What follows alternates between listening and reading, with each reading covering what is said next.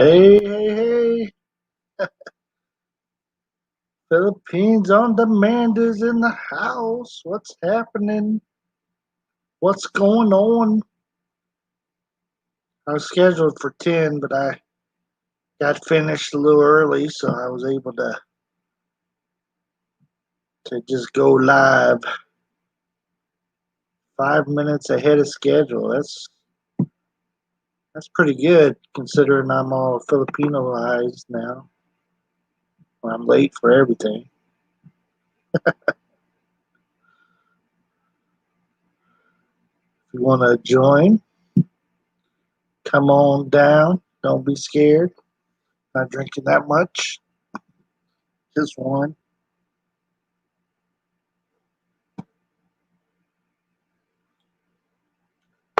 How are you doing, Philippines on Demand?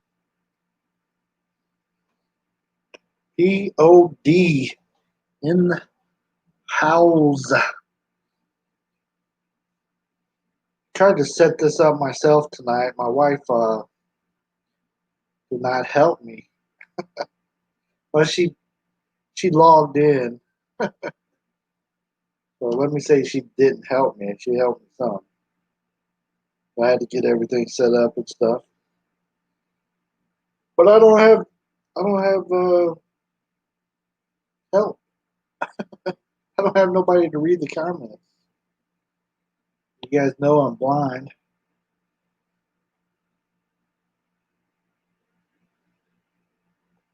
POD, it's good to see you, my friend. Tried to share this out. I'm being blocked on Facebook.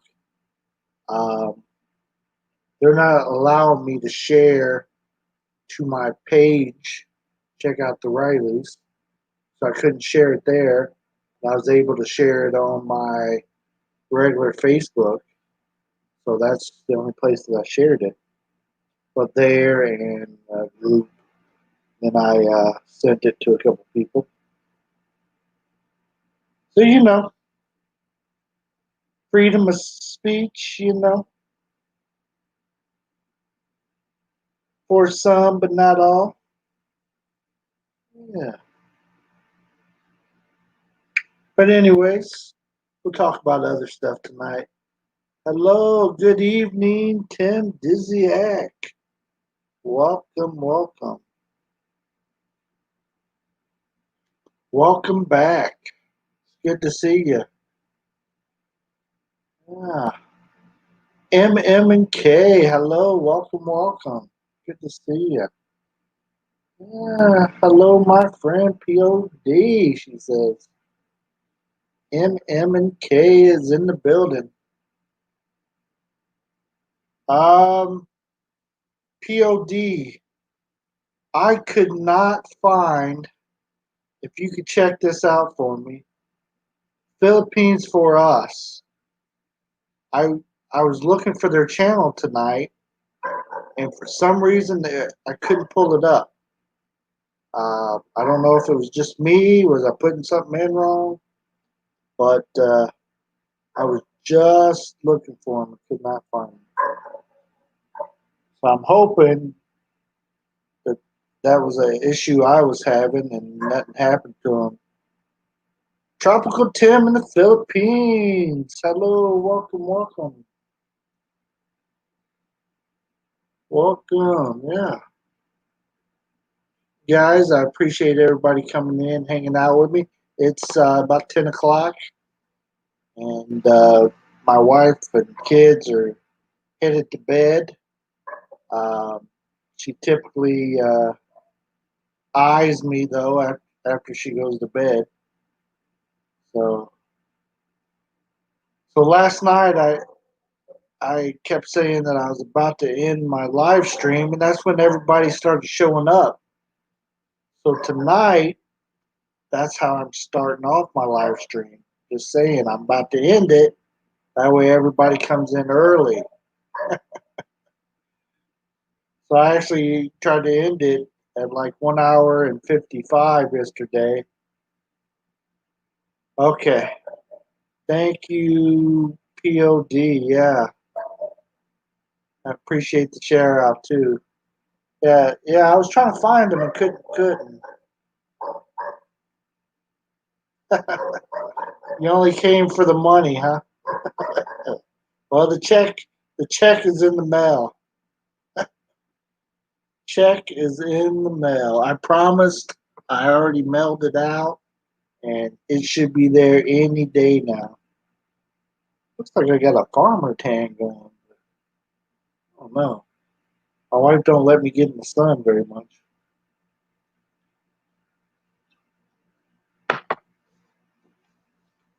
Yeah, it's glad to see that they're still there, and I just maybe I was spelling it wrong.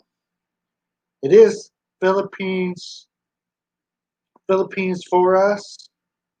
That's how they spell it, right? I don't know how I was going past them. Unless something happened where you know how YouTube unsubscribes you from people sometimes. Maybe that happened because I was looking at my subscribed people. I was seeing some people change their names and stuff, and I was trying to see what everybody's new name was and all that kind of stuff. Trying to update my list and not my book, just my list. It's the Philippines. Okay, I was just putting Philippines. Started with the P. Yeah, hear my tablet going off. Maybe somebody send me a old message here. There you go. Appreciate that, Tim Dziak. Yeah, I wasn't putting the in there, and that is the reason. I already know. I just put like PODs. He starts with a P. Appreciate that. Yeah. Usually I catch their latest video or whatever they post, but I was trying to go to their channel and I knew I had it. I know I was subscribed to them, so I just went into my subscriptions, went down to the P's, and like, where are they? Where'd they go? But I didn't check the T's. That's that the word in there. Yeah.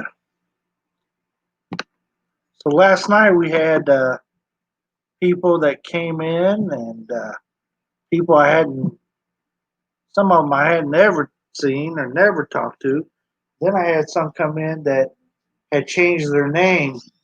So one of uh, one of the people that came in, uh, we tease back and forth all the time, and he's under his wife's name now. That's you guys know Ugly American.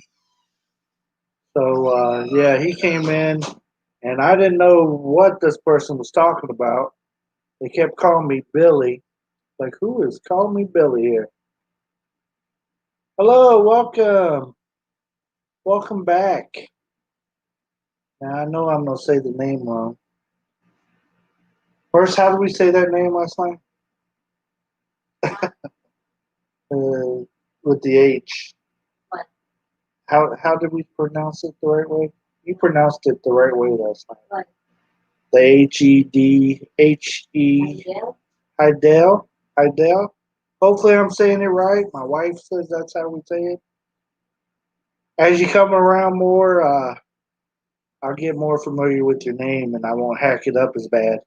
I mean, look how long it took me to say Tim.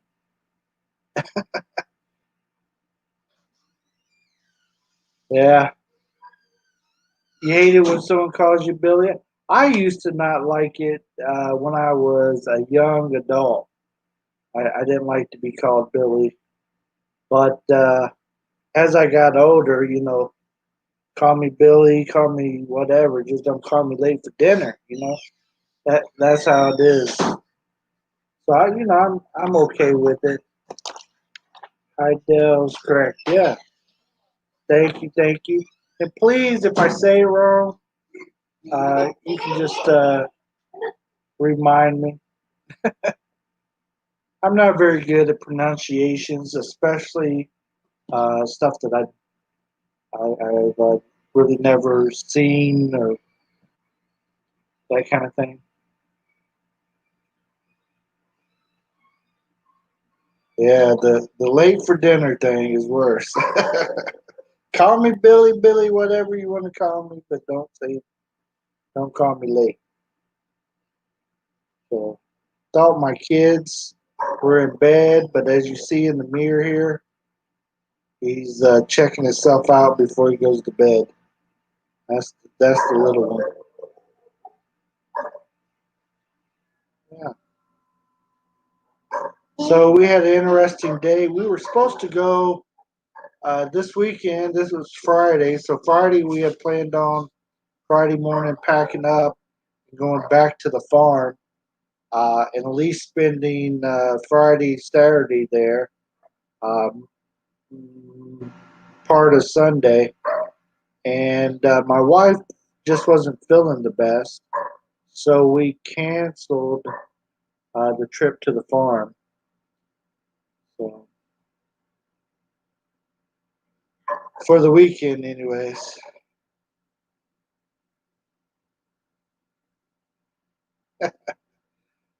What is wrong with being referred to as a goat? Yeah, greatest of all time. Billy Goat. I remember that cartoon when I was a kid. Billy Goat. Is how the dude kept saying it. I don't know if that was a Hannah Barbarian Land or whatever it was called.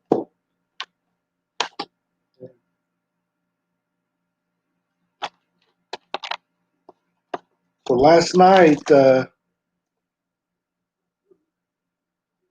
we had J3 come up on the panel, and then after that, then I had who else came up on the panel? We had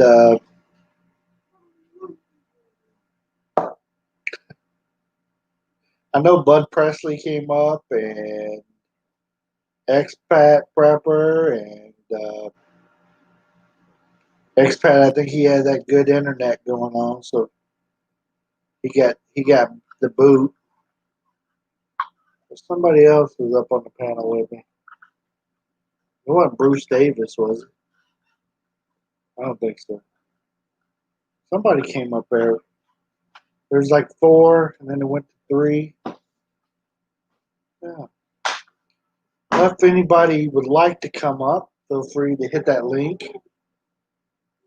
Hi, Dale, if you'd like to come up, talk to us. Be great to get to know you.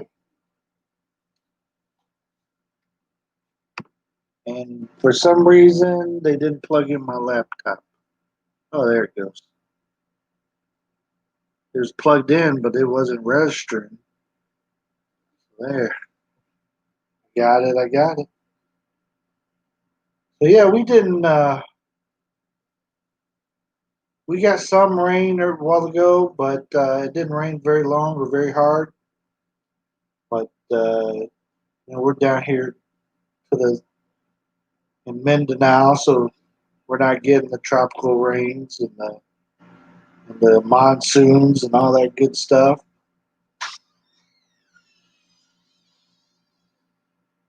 Thank you. He is a cute kid, but the problem, POD, is my son knows he's cute at the age of 6 years old, uh, and that's the youngest that my kids have ever started knowing they look good. You know what I'm saying? Like usually, my boys, I got all boys, but usually they're in their teenage years, and then they're like, yeah, I want to take care of this, and I look good. Yeah, the ladies are gonna like me. But he's 6 years old and starting it already, so kind of scaring me a little bit.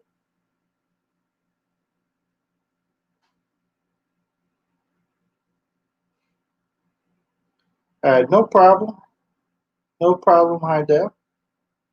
I appreciate you being here either way. Uh, yeah, but you can always feel free to come and join us and hang out and participate. Uh,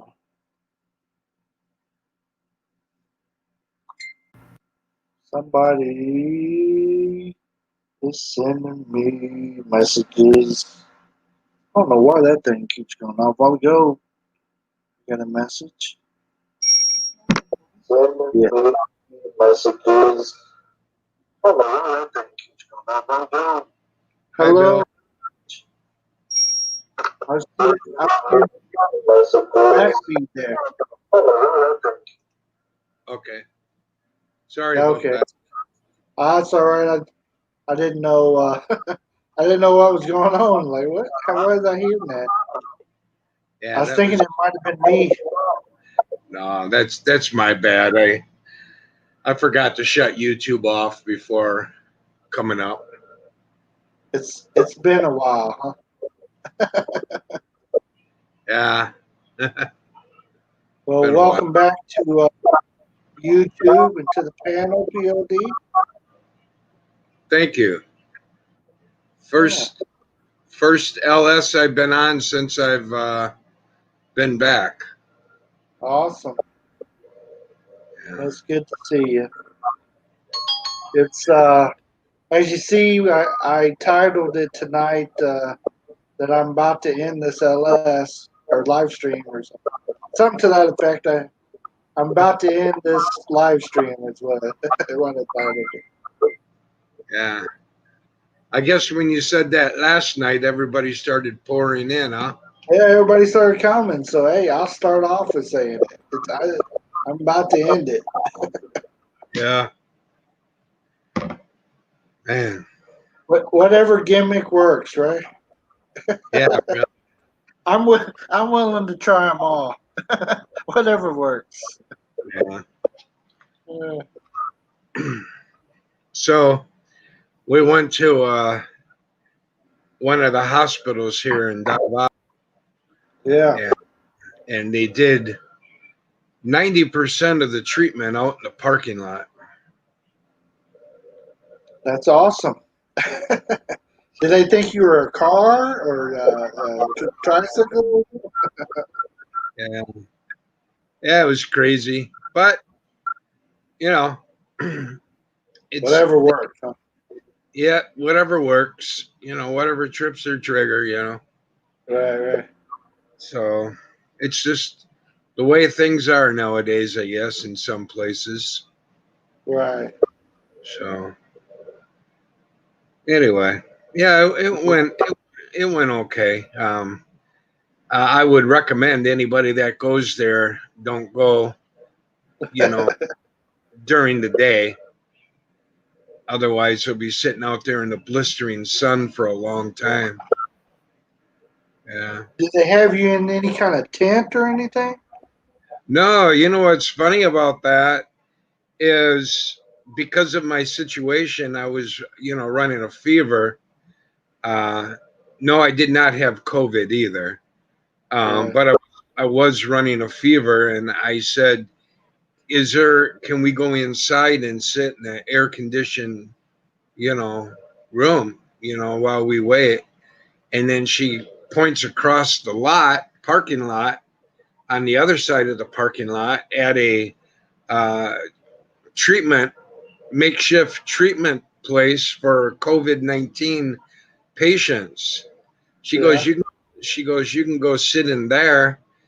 And my friend and I and my wife look at each other like, no, thank you. Why would we want to go sit in some contaminated tent, Right.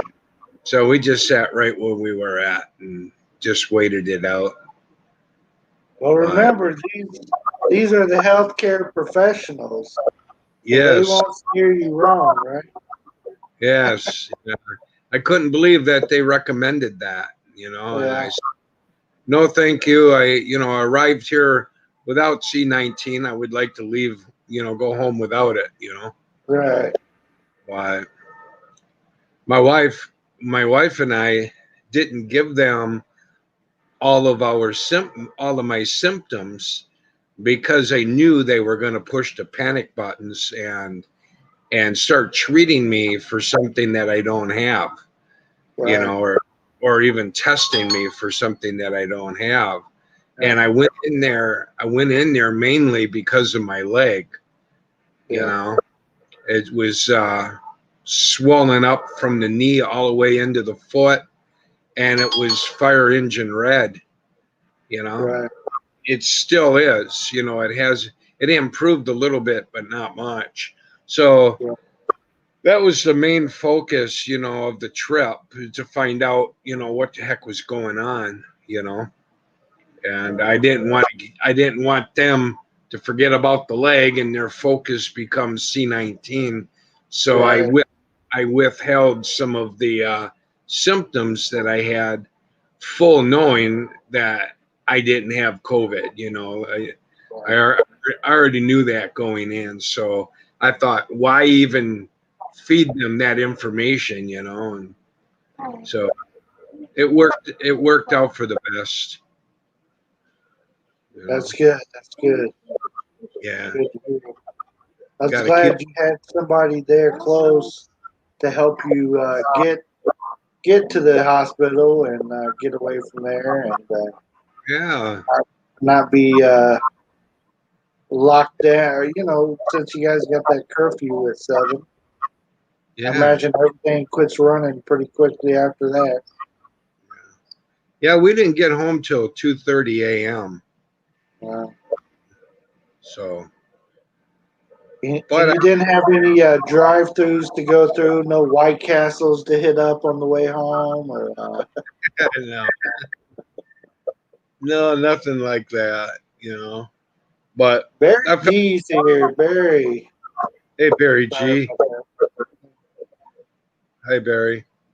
No, I just felt blessed because my friend my friend Roy, he says, "Okay, I'll pick you up, and we'll go over there." And I thought he meant tomorrow because it was already late at night. It was already 10:30 at night, so I Yeah. thought it's referring to the morning.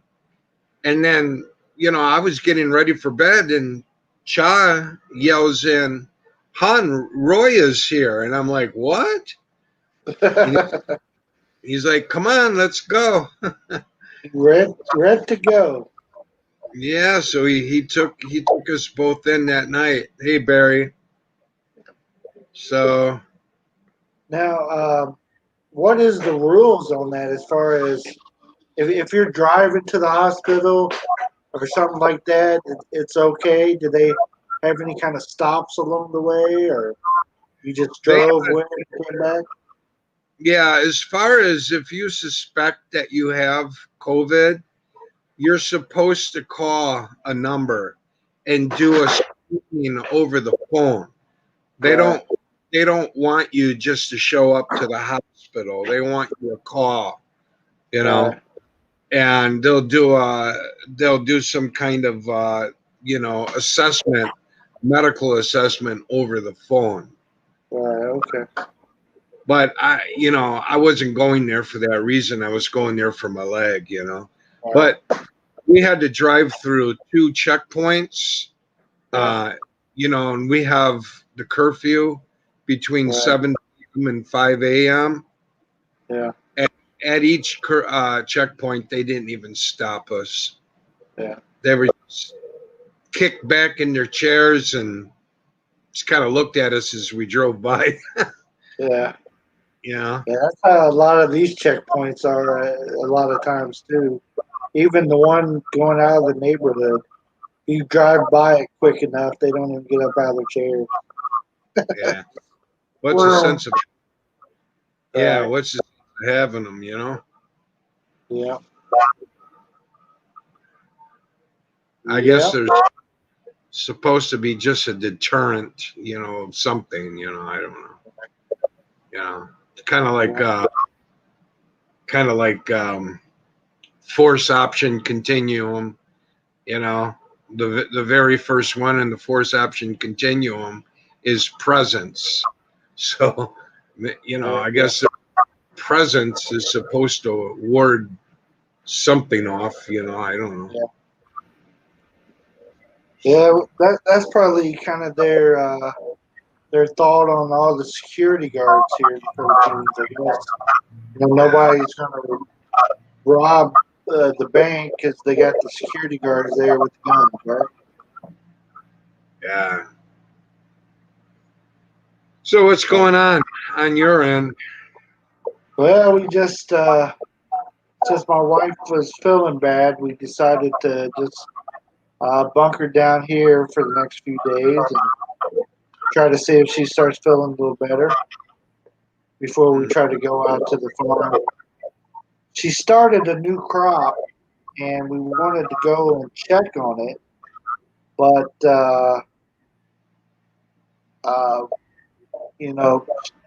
I didn't want her to go, and she would want to work on it, and she's already feeling bad, so I just suggested that she stay here.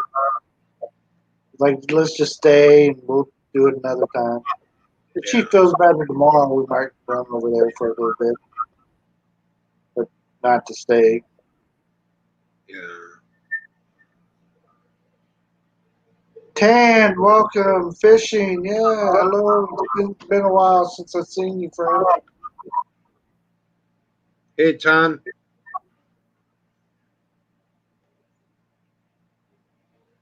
The people at the checkpoints. Checkpoints keep us honest, yeah. Keeping people honest. Tim, it depends. We got, like, down here in Mindanao, we got more checkpoints than the average bear. So we got we got checkpoints everywhere. Yeah. You got 2 or 3 of them to just get inside of Davao when I'm traveling that way, and that was before all this hit. So I can imagine how many there is now. So, Hey, Tan.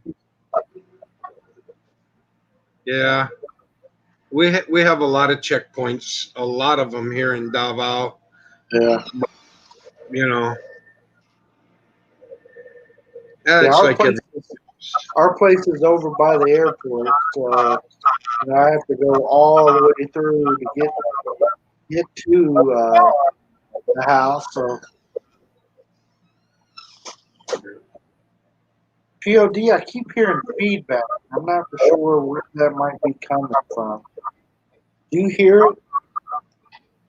Yeah, I do. It's kind of weird. Yeah, I have everything closed. Yeah. Your StreamYard tab is the only thing I have opened. That's cool. I don't know what it could be. I mean, I'm not on the one that I've had troubles with in the past. As far as laptops, one of them, my wife, she has like different microphones she can switch on, and this does not do that. So, and I had trouble with that before. Yeah, Barry says he hears it too. Yeah. Yeah, and hi, Kevin. Kevin P, it's been a while. What are they checking? Well, Kevin, at this point, the curfew hours in Davao from 7 p.m. to 5 a.m. They're checking to make sure that you have a legitimate reason to be out after curfew, between the hours of 7 p.m. and 5 a.m. So that's basically what they're out there for, is to stop and question, you know, each motorist or person that comes through their checkpoint area, to find out if they have a legitimate reason as to why they're out after curfew. But as I had mentioned, we only went through one time, and that was to go to the hospital and return from the hospital. And either way, we weren't stopped and challenged. They just either ignored us or they just kind of gave us a half-hearted go on, kind of thing. So Sorry makes no. about that. My youngest has lost something, and my wife has asked me if I've seen it. Yeah.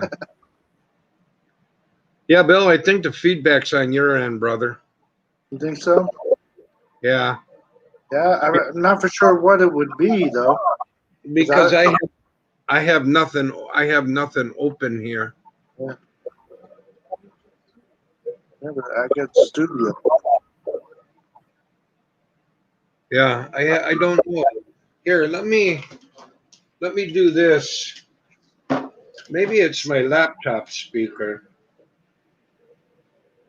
I don't know, Bill. Let me All right. try this just to make sure. Sure. Uh, As we tear the house apart over here, if you guys are wondering, my little one misplaced his tablet. So oh, can you pull these out and check on top of the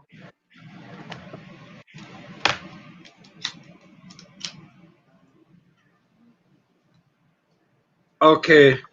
Did it I'm not. did it go I'm not hearing it now. away? Yeah, Okay. All right. it's magic. I don't know what Okay. it could have been though. So then the only thing that I could figure out then, my laptop, I'm using the sound of my laptop, the Yeah, audio, and it must have been going back through right. the computer. So Okay. okay, well, at least we know what the problem is. Yeah. Yeah. 10. Let's see if you have a computer. Come and play, and I'll share it with you. Not for sure what he's talking about. Did I miss something?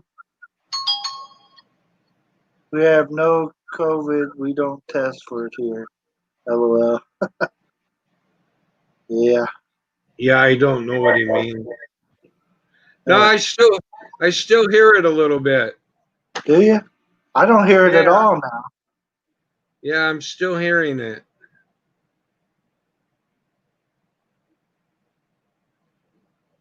Oh, Okay. 10. I think he's trying to fish. Oh, He's showing fishing. Tim D. Are the checkpoints in Angeles or just on Clark?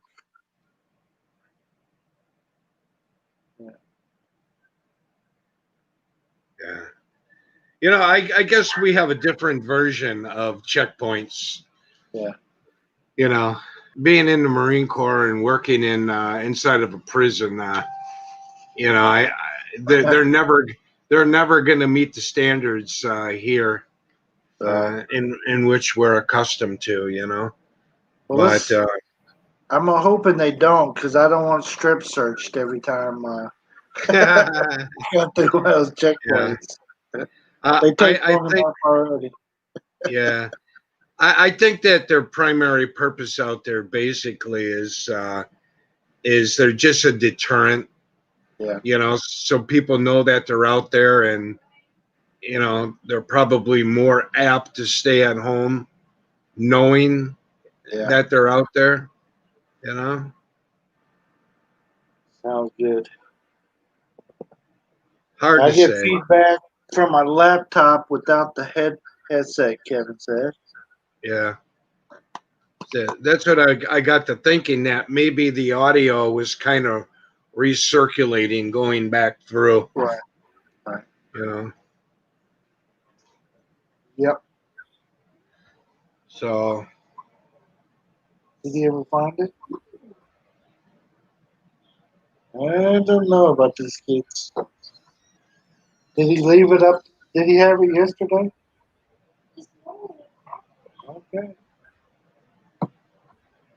Riley, they don't want to strip search you either. I don't know, Tim B. I think they might want to. Yeah, not one of my favorite things to do.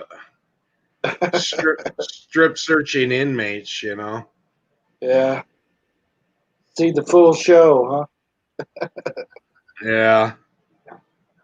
And unfortunately, if you're worth your salt, you got to watch it. You got to stand there and observe it. Yeah. You know. Yeah. Hey, Lisa D. Is that Lisa D here? Lisa Hi, D. Lisa. She's ready to party, and we've been partying for all this time now. 36 minutes of party without Lisa D.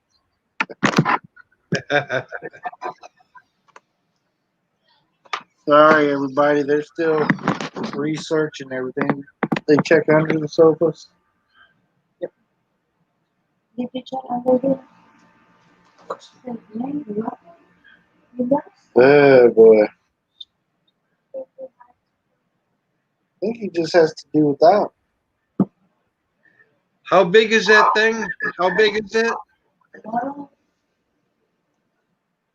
About like that. And A you little bit misplaced smaller. and you misplaced that? Yeah. It doesn't have the blue thing around it. It's just all black. And he doesn't remember where he put it. When was And the they're last all time searching. He don't remember. you don't remember? Yeah. Is it in the vehicle? No, it was sometime today, and we haven't left the house today.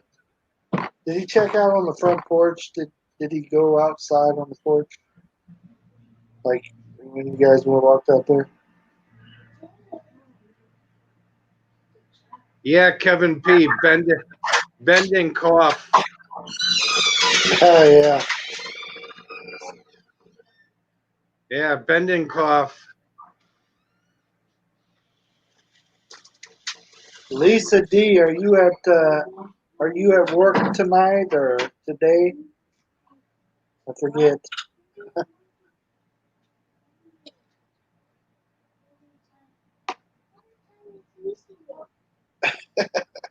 My son is saying in the morning he'll look because it's easier.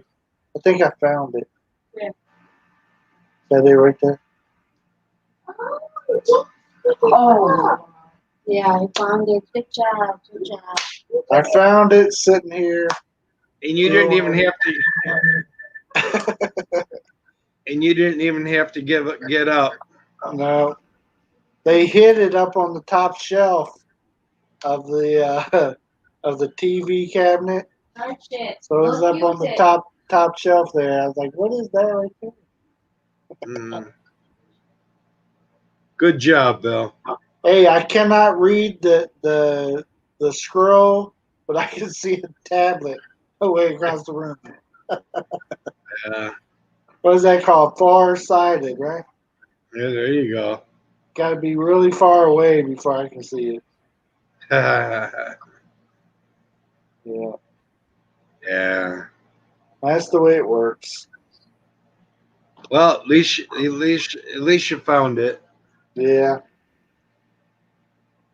I'm gonna say I don't remember too many people coming in and out of the house today, but I didn't get up to about noon, so I don't really know.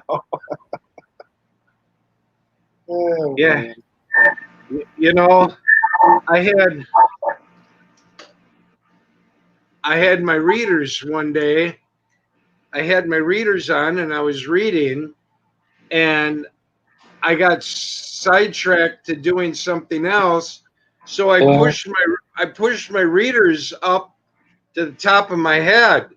Yeah. And then And then like an hour later, when I was going to go back to reading again, I couldn't find my readers. And I'm looking all over. And I asked Cha, and I said, Cha, I said, did you see my readers? She goes, did you look on the top of your head? I'm like, oh, shit. There they are. It happens. Yes, yes, yes. Usually in plain sight. Yeah, where you think to look. Exactly. Yeah. Rena Roberts is in the house. Rena. Hello, Hey, Rena. Rena. Hey, Rena. Yeah.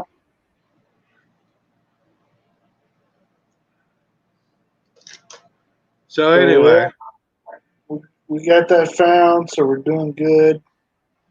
They can quit walking around here distracting me. so you can concentrate. Yeah, I mean, because this is hard work here.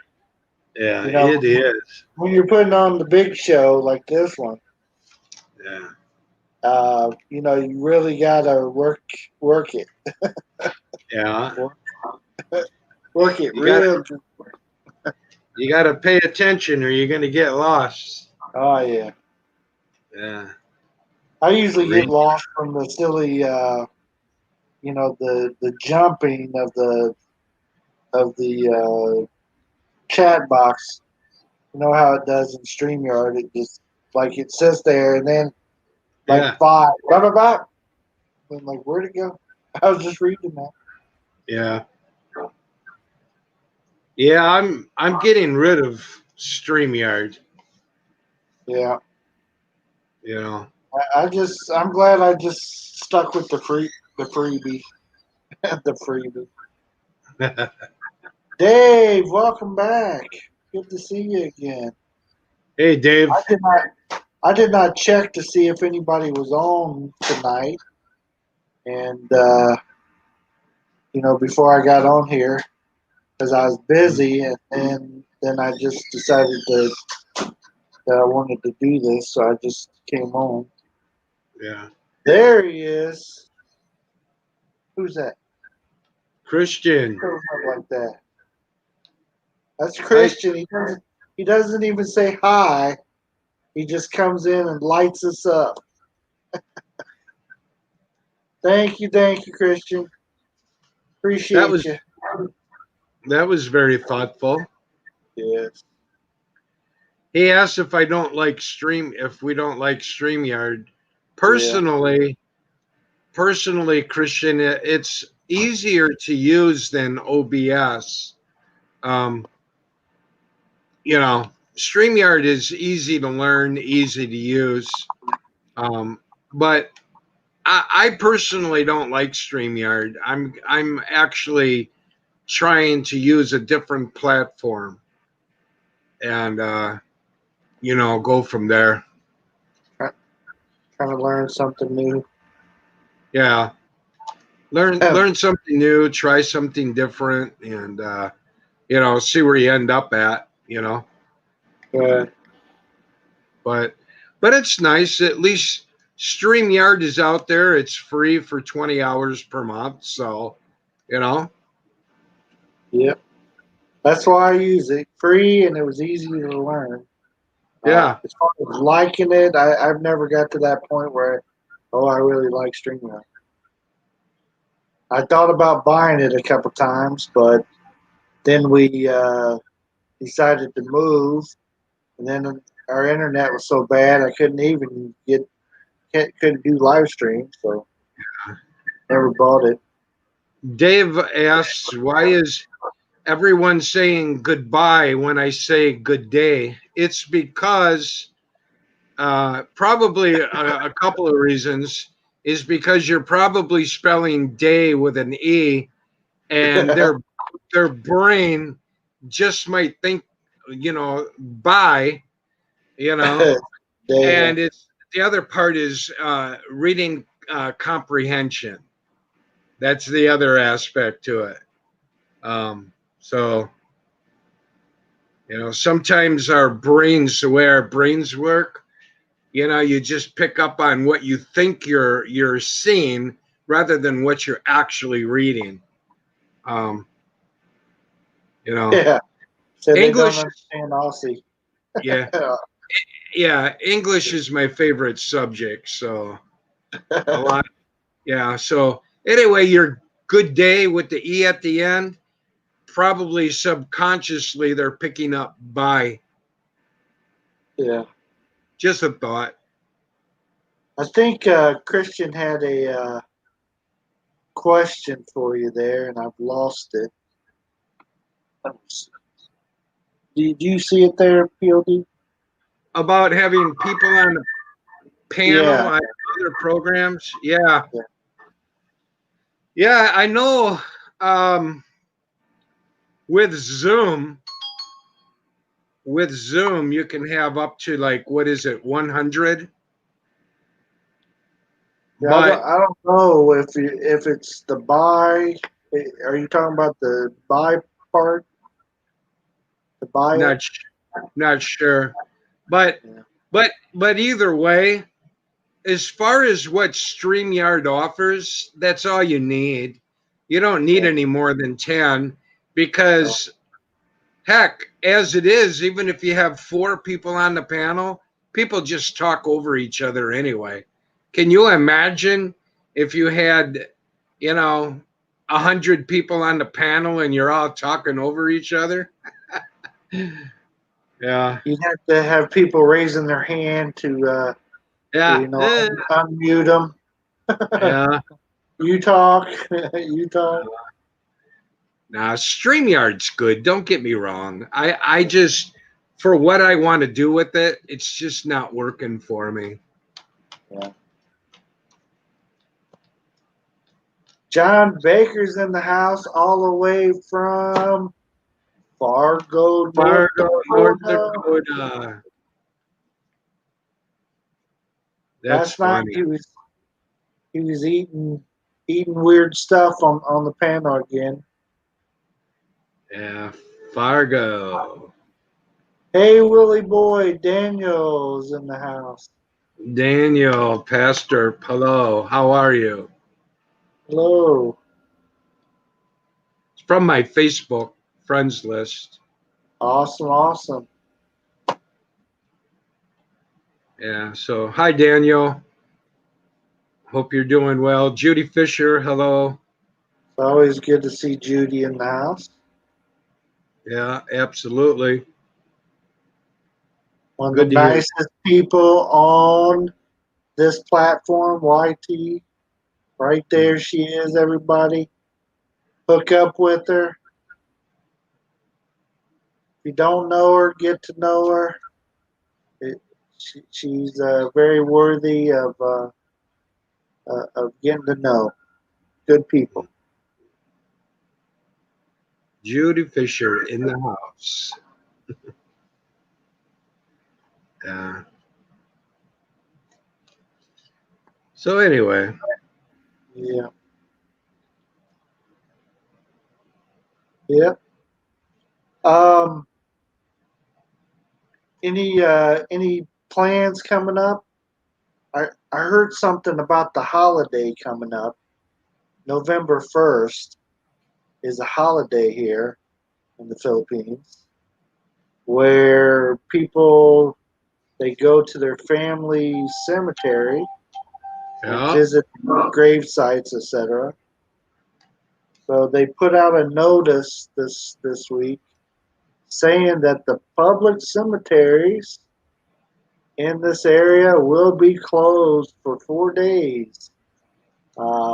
They do not want people gathering in the cemeteries for any type of get together. yeah, So, yeah. No surprise. yeah. So that's what they listed here in this area. So Yeah, what is the topic today? We're talking about a little bit of everything, actually. yeah. We didn't have a main topic today other than inviting people to come up on the panel. If you'd like to come up, definitely me and POD Bill don't mind sharing the panel. Yeah, we're our boys meet up this weekend, Bill. That is awesome. I think I sent you a link about the predictions of the game. They're predicting. I seen like 2 people out of the 6 predict that the Lions are going to take it from the Colts, and of course, it is in Detroit, so it will be a hard fought game. Yeah. I don't expect to just win easily, but Yeah. I did hear that pretty much all of us are healthy on the Colts, so that was good news. Well, look who popped in, Bill. Who's here? Am I missing it? He's there. AO. Oh, Andy. Okay, Yeah. it jumped on me, so I didn't even see until Yeah. latest message. Yeah. Andy Omar. Hello, Andy. Welcome, Andy. Yeah. Welcome. Yeah, we don't want to talk about COVID either. God, we're so sick of that. Yeah, that's. Yeah. You know what? No matter how much I try to avoid the topic, it always comes up. It's like Yeah. this, and every time you say that word on a live stream, then they automatically they don't demonetize the video, but they put it as Yeah. some advertisers won't advertise on your stuff. So Yeah. And they always got to put their little captions under your video. You right, know. You we know. may be talking smack. Yeah. We About may be about giving our the own opinion. the WHO organization. You know. Because they're Yeah. experts. They know. Yeah. Absolutely. Yeah. Nah. Not too much, Andy. Not too much up. Yeah. Yeah. We're trying to stay out of trouble, trying to stay off the naughty list. Yeah. We don't want to Trying. be on the naughty list. Yeah. Trying to get healthy again. Yeah. Yeah. So, yeah, not a whole heck of a lot on this end, Bill. Just been chilling. That's You good know. that you have time to get back feeling better and stuff. Yeah. Hopefully your leg heals right up and we can put Yeah. you back out there on the track running again. We don't want to have to shoot you. I mean, watch Yeah. what I say. I get it flagged. I sound like the stream wind. I'm Yeah. talking about horses.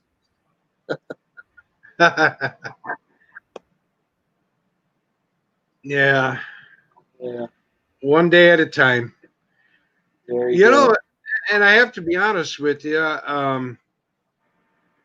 When I've been off live streaming, when I miss those live streams, when I had to cancel them, Yeah, other than several of my friends, I didn't miss the live stream itself. right. You know, and I'm not going to return to doing that. I'm just going to stick to my new program that I came up with and just run it pre-recorded as a premiere and call it a day. Um, I talked it over with my wife, and just not really into it anymore. Yeah. You know. Whatever makes you happy, that's why you do the YouTube, to entertainment, enjoy for yourself. So as long as that's what you want to do, that's what I suggest Yeah. for people. Yeah. I'll still do the premiere, and I could still have some fun with that. Oh yeah. And run it in my Sunday night 7 p.m. time slot. And it just gives me the opportunity, Bill, to be able to actively engage my friends that come into the chat box. Yeah. So that's all it is. It's just a hobby anyway. Yeah. Well, I was told I could make $1 million on YouTube. That's why I'm here. Yeah, good luck with that one. Yeah. Did I say $1 million? I meant 1 million yucks. Yeah. Yeah. I watch all the Andy's videos that he posts. Yeah. I get a good laugh out of them. Yeah. Of course, that last one wasn't laughable. I kind of, there's some crazy people out there, man.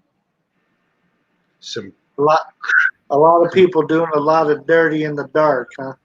Yeah, a lot of crazy expats. That's why I don't hang out with expats. I have a lot of Filipino friends, but yeah. I don't hang out with expats too much. I met other than you, I'd hang out with you and a few others here, and the Filipinos without question. Yeah. But as far as getting in a group of expats and hanging out at some coffee shop,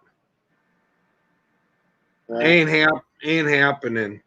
Yeah. Ain't happening. I don't think we have enough in this area to be a hangout. There's one that I know that lives here full time, and then the others they've kind of disappeared. They got out, while all this was going on. I hadn't seen them back yet. Occasionally we get some passing through, but never see them staying. Yeah. One thing I respect about, I wish Andy would just come up into the panel, Andy, if you want to, come on up.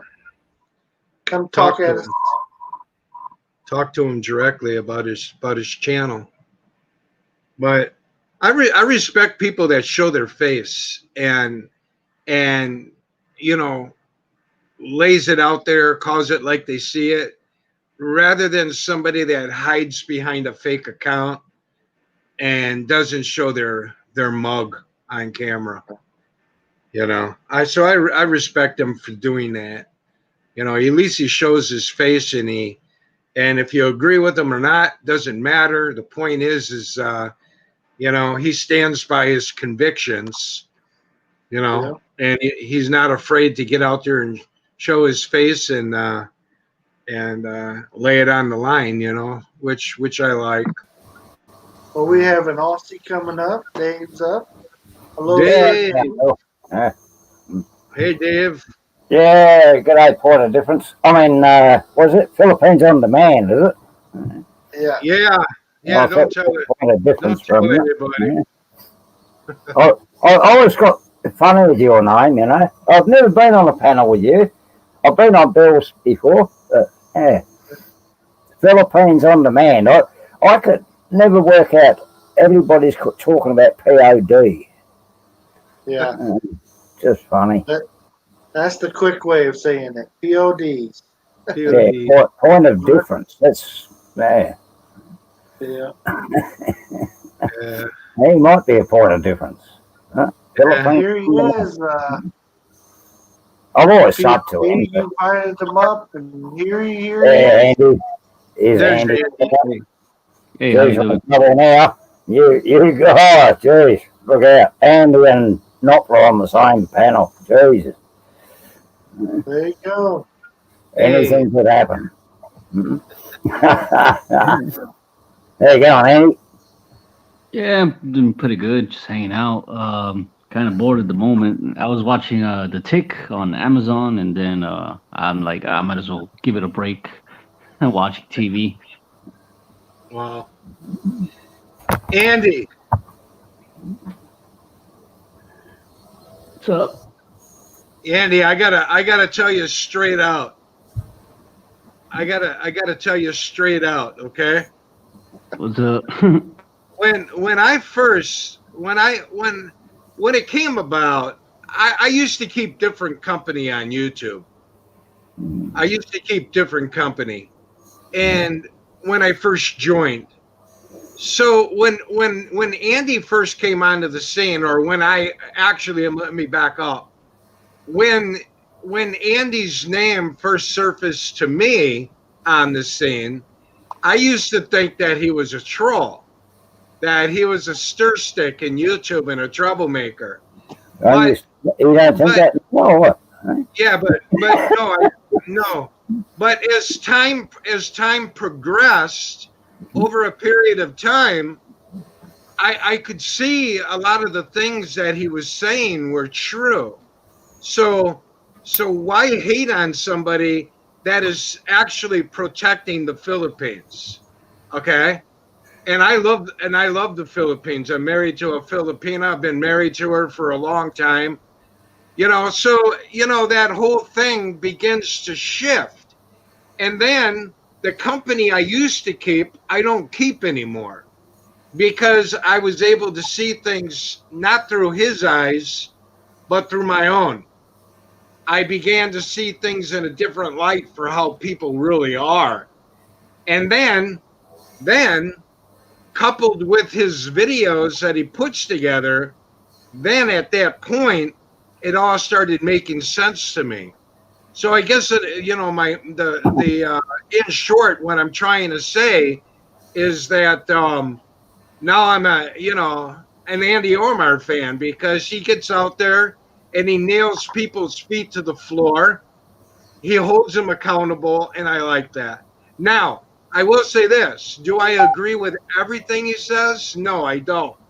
I don't agree with everything he says, but then again, I didn't agree with everything my mother said either. So, but at this point, I've kind of changed that whole opinion, and I don't see Andy as a bad person.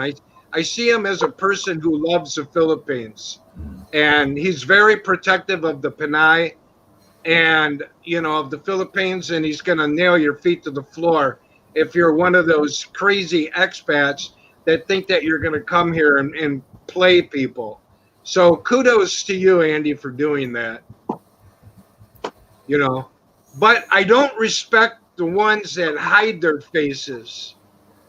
I don't respect the ones that hide their faces and get out there and cause trouble, because that shows me they're not willing to stand by their convictions. So that's it in a nutshell. Oh, it's very strange that I come on the panel and Heidel Strays Cogs active all of a sudden. Funny. Yeah. For me, usually that's the thing, that a lot of because we all came out, like when we first came in, right? Like we all came with that vision in mind, like let's go get the girls, let's all get what we can, right? Honestly, well, that's how I came in. I can honestly say. Don't speak for all of us when you say that, mate, please. Yeah, so, but then go ahead. As you were saying, Andy, yeah, but then you tend to grow out of it, like afterwards, like after several years, it's like always the same thing. Get up in the morning, go to the bar, and then it just turns into a routine. Then it feels like a routine, and then later you just start to like, man, this is getting tired. I just want to stay home. Yeah, I hear you, man. I just don't like arrogant expats. I just say it like it is. I don't care what nationality they are. If they're arrogant, they ain't working. them and we're not going to click. I don't like arrogance. I don't like people that beat their chests and act like they're bigger than thou. You know, Yeah, or but if or they're in the people, Philippines, they can't be arrogant. That's the worst thing yeah, you can do. or the people out there charging you $35 or $50 to tell you how to date, whereas Andy says just take a shower. Yeah, Just well, take, hey, just take a shower. yeah, but, you're talking about blokes that have been in the Philippines for many years, and they need to make a living. Whereas blokes like myself that are retired and self-funded, we can live there without trying to make a living. Right. And that's a big thing with a lot of these blokes that go to the Philippines. They're too young to retire. They need to make a living. They don't have the funds. Yeah. And that's where a lot of these trolls come from. They're all in that age bracket that cannot retire.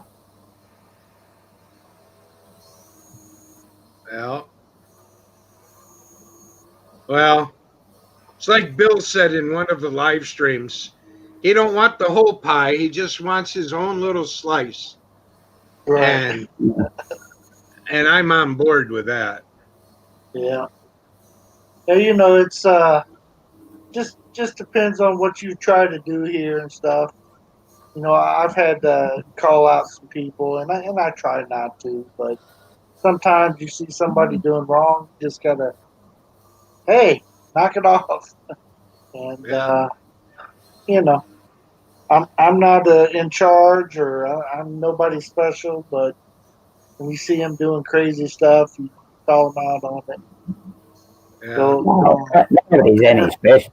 Nobody's anything special. They pretend to be on YouTube or think they are, but you just look. I quite honestly, I'm only here for the boss. I don't care about YouTube. I'm just here for a bit of fun. But I have to laugh at so many people on YouTube. I really do. Oh yeah. My friends in the YouTube community really changed.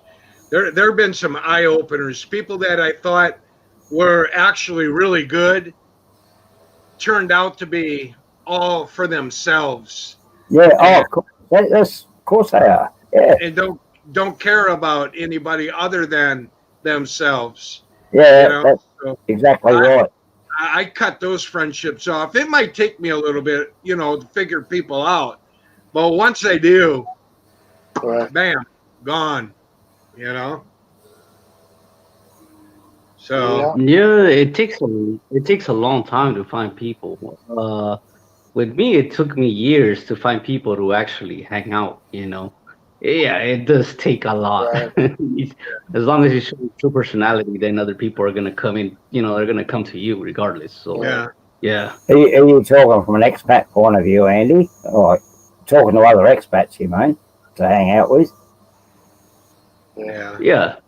In Angeles, I hang out with a lot of people, so at least they're more in the same kind. In Angeles, I think I've met more of the same expats than what I would go to Bohol or go to probably in Cebu too a lot. But then the more you go into the jungle, the crazier you're gonna find. Yeah. That's where I am. The jungle, those people you found, though, they're not involved in YouTube, or? Hey, Shooting Star. Hi, Bruce. Say that again. But anyway, Andy, it took me a long time to kind of figure out what your channel was all about. But you're doing a good job over there, and you just call it how you see it. Like I say, I may not agree with everything you say all the time, but I agree with most of the stuff that you throw out there because I see it with my own eyes, So but yeah, you run a good channel. It's different. It's different than the mainstream, but that's what makes it fun to watch. I get a lot of laughs over you though. You you say Yeah. some funny you say some funny stuff, dude. I And mean, it's the shit you usually see. It's like a treasure trove, here. Like you're always running into people, and then you're like, maybe I should cover that.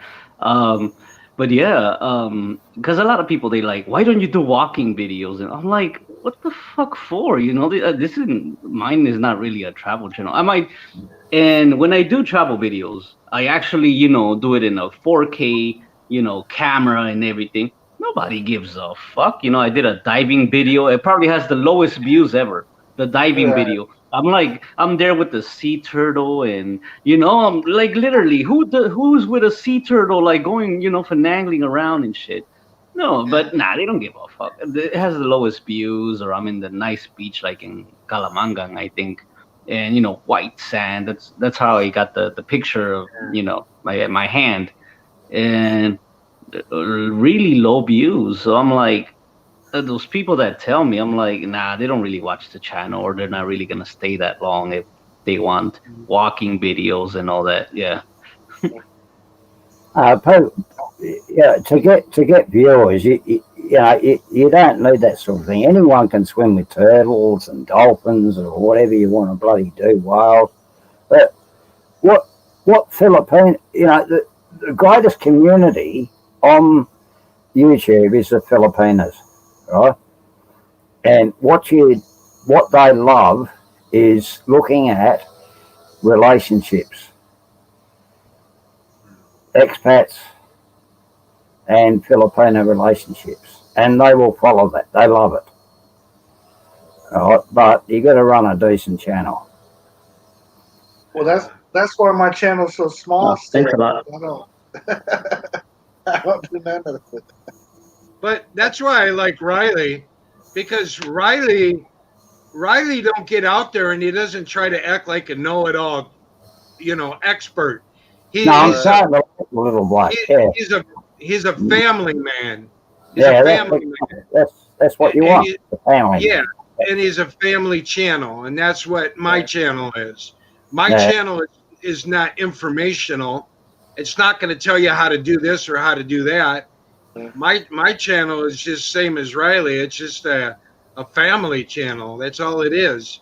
No more, no less. yeah.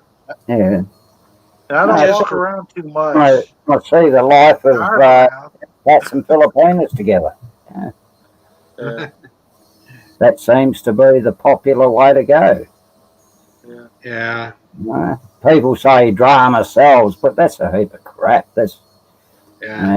That's only because that's who they are and that's what they want to be is bloody trolls.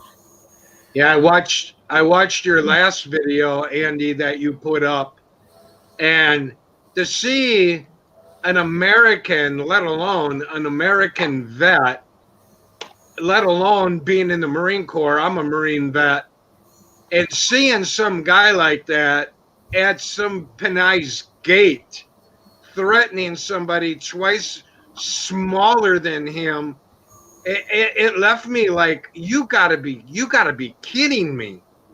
Am I really seeing this? Disgusting, very disgusting. And then those people, when they get busted, they want to act like they're the victim, like they've been victimized.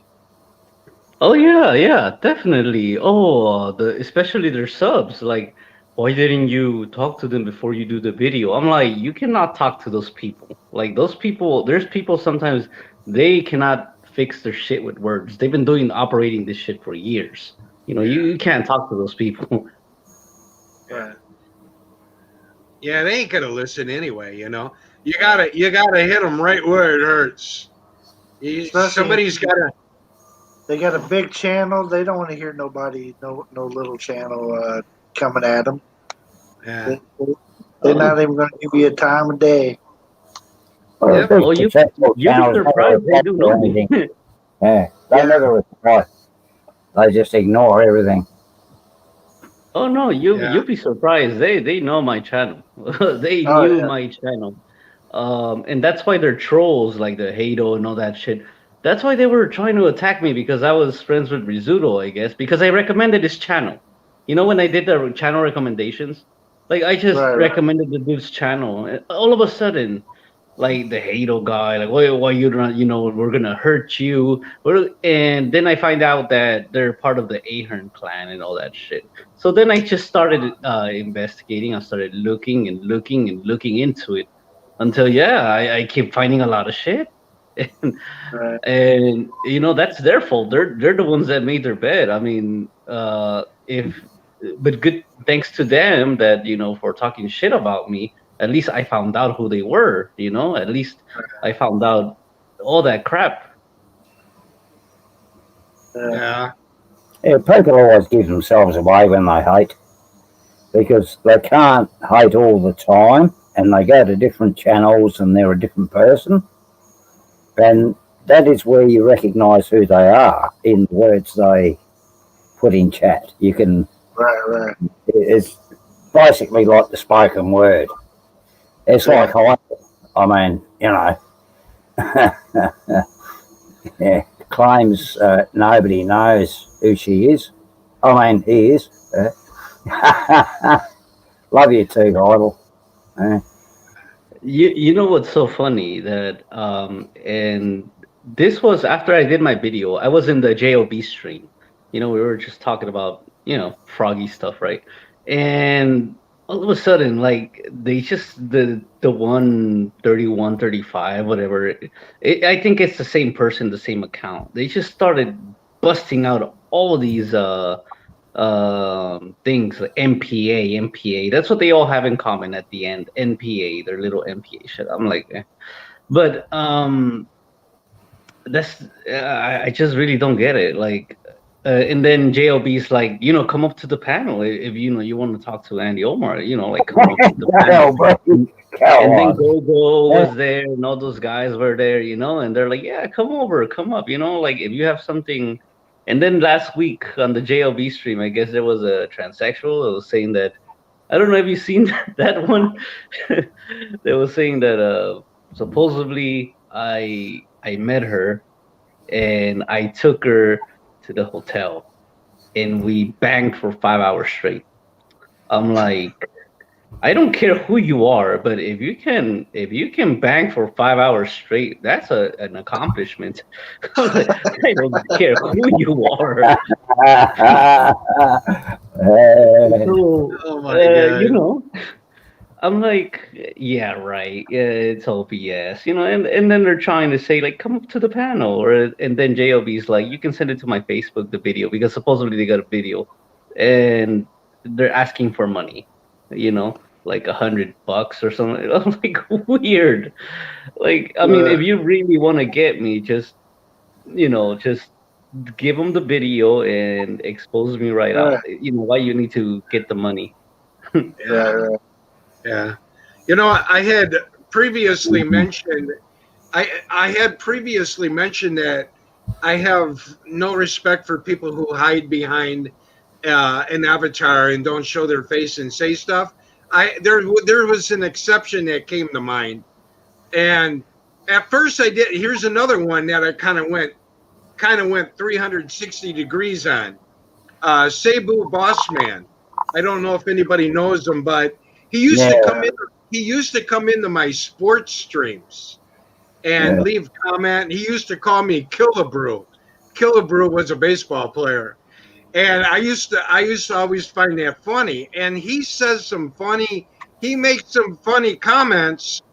And I'll be honest with you, he used to attack me too a long time ago, but we come like 360. And I actually, whoever he or she is, I don't know. I'm assuming it's a he by the way he talks. Yeah, it is. And the photo. And if you know, I don't want to know. But that's not the point. The point is that, I like some of his commentary. I like people that make me laugh. people that just throw shit out there, and it's funny. I find a lot of that stuff funny. And I used to laugh when he made comments about me on mine, but I come full circle with him. And he used to come into my sports streams, and we used to kick it. Our commonality was sports. I don't see him around too much anymore, but I'm sure he's still out there. But he's pretty cool. I liked him. I like the guy, the gal, whoever it is. He's pretty cool. He's out there and he uses different names, but yeah, no, he's been around for years, but not under Cebu Boss Man for that long, really. Yeah. Yeah, he's a pretty cool guy. Yeah, go ahead. Yeah, he's got a jewelry business. Yeah, so. Yeah. But I learned a lot since being on YouTube. When you first meet people for the first time on YouTube, when you're doing LS, you meet some of these people and you think, wow, these people are really good people. And then later, having been in their chat group, I admit it, I used to be in their chat group. And I see the way they talk, and it's all about the money. It's all about the money, all about the money. And then finally I said, man, F this. Because what it is they go into their chat group and they talk like it's a dress rehearsal. Like, I'm gonna do this, I'm gonna do that, and then wish me luck, and I'm going on stage now, and the bright lights are gonna shine upon me for 2 hours. And then they come back, and it's like they dig in their little orange buckets and they count their Halloween candy. And then they brag about, yeah, this person is a sucker, that person is a sucker, I can always count on this person for giving me X amount of money. And then when I started seeing that, coupled with what Andy Alomar says, the whole puzzle eventually, each piece at a time forms the puzzle. And you start seeing people for what they really are. And then that's when I failed. I'm like, I'm out of here. I'm not supporting people who only care. You're not supposed to be telling all my secrets, man. You keep telling my secrets. That puzzle is part of another puzzle. That's the thing on YouTube. Bill, you're only part of another puzzle. Yeah. Riley, don't even compare yourself. When you go on and say, yeah, PayPal me and, and like this, you're different, bro. You mean it completely different. You're not out there pretending to be something that you're not. And therein lies the big difference. I would like to see somebody actually ask me what my PayPal is, like they, when I be joking about it and stuff. What if somebody one of these days says, hey, I like to see one of those shows if you can give me your PayPal info. You guys are going to see me lose it. I'll just fall over laughing at it. Yeah. It's all good. Riley, you are completely different, dude. You if you saw what I saw in those group chats, it would make you like, wow, these people aren't as golden as you think that they are. All they care about the money, and then the same people that feed them the money, they're calling them fools. That feed them the money. He's a sucker. I can always count on this person for giving me this, but they don't know any better. They go right back in and they give these people their support and their money, and it just blows my mind. Oh, I've seen some screenshot of those people. I don't know if they're maybe the same ones, One of them is like with the little hands. But yeah, he always talks about money in his group chats and money and like, oh, how, is this YouTube? How much it's making, the percentage and Trouble with Tim. Yeah, I've seen screenshots. Yeah, I tell you what, I'm not impressed.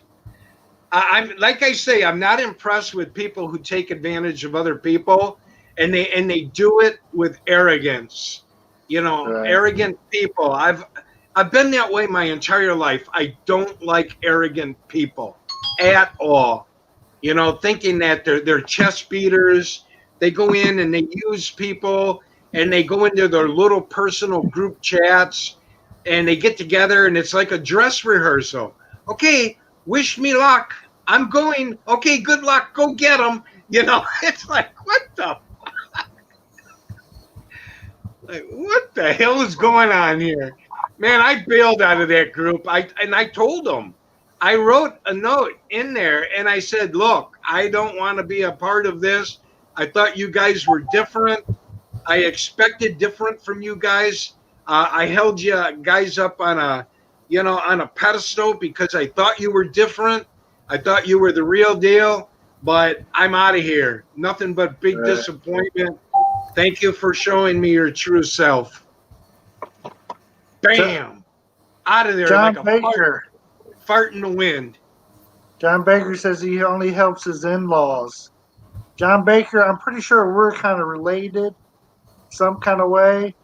So if you need my address, I think we're relatives of some sort. Good morning, the Hapsters. Yes, welcome. Hi, Hopsters. Yeah, speaking about Cebu Bossman earlier, he's a pretty cool guy. Back then when I had like 500 subs, I met him in Cebu. He's really cool. Really pretty cool dude. I met him a couple of times actually. Yeah. I like him. I kind of went 360 with him too.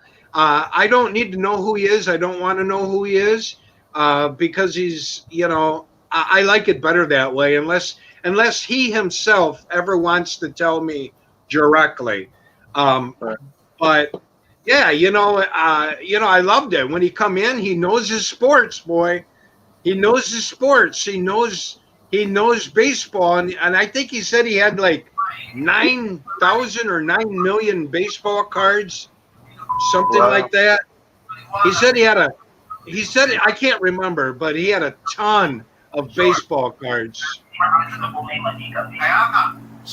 What's up, expat? Hello, Hey, hello. What's going on? I see all the important people are here. Hey, we're having a party. Yeah. I see. Hey, Andy, what's going on, man?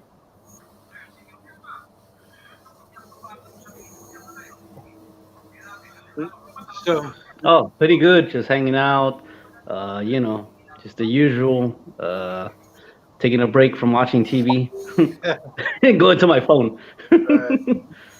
so, hey, Bill, Yes, excuse me, guys. Bill, it's that time of night. I got to take my medication and get my leg elevated again. no I got to keep it elevated for a while.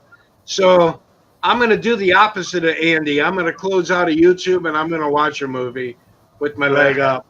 So get your Netflix on. yeah, I will. Expat Prepper, howdy.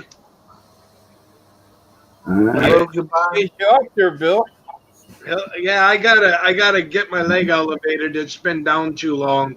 And Dave, you take care. Andy, keep the videos coming.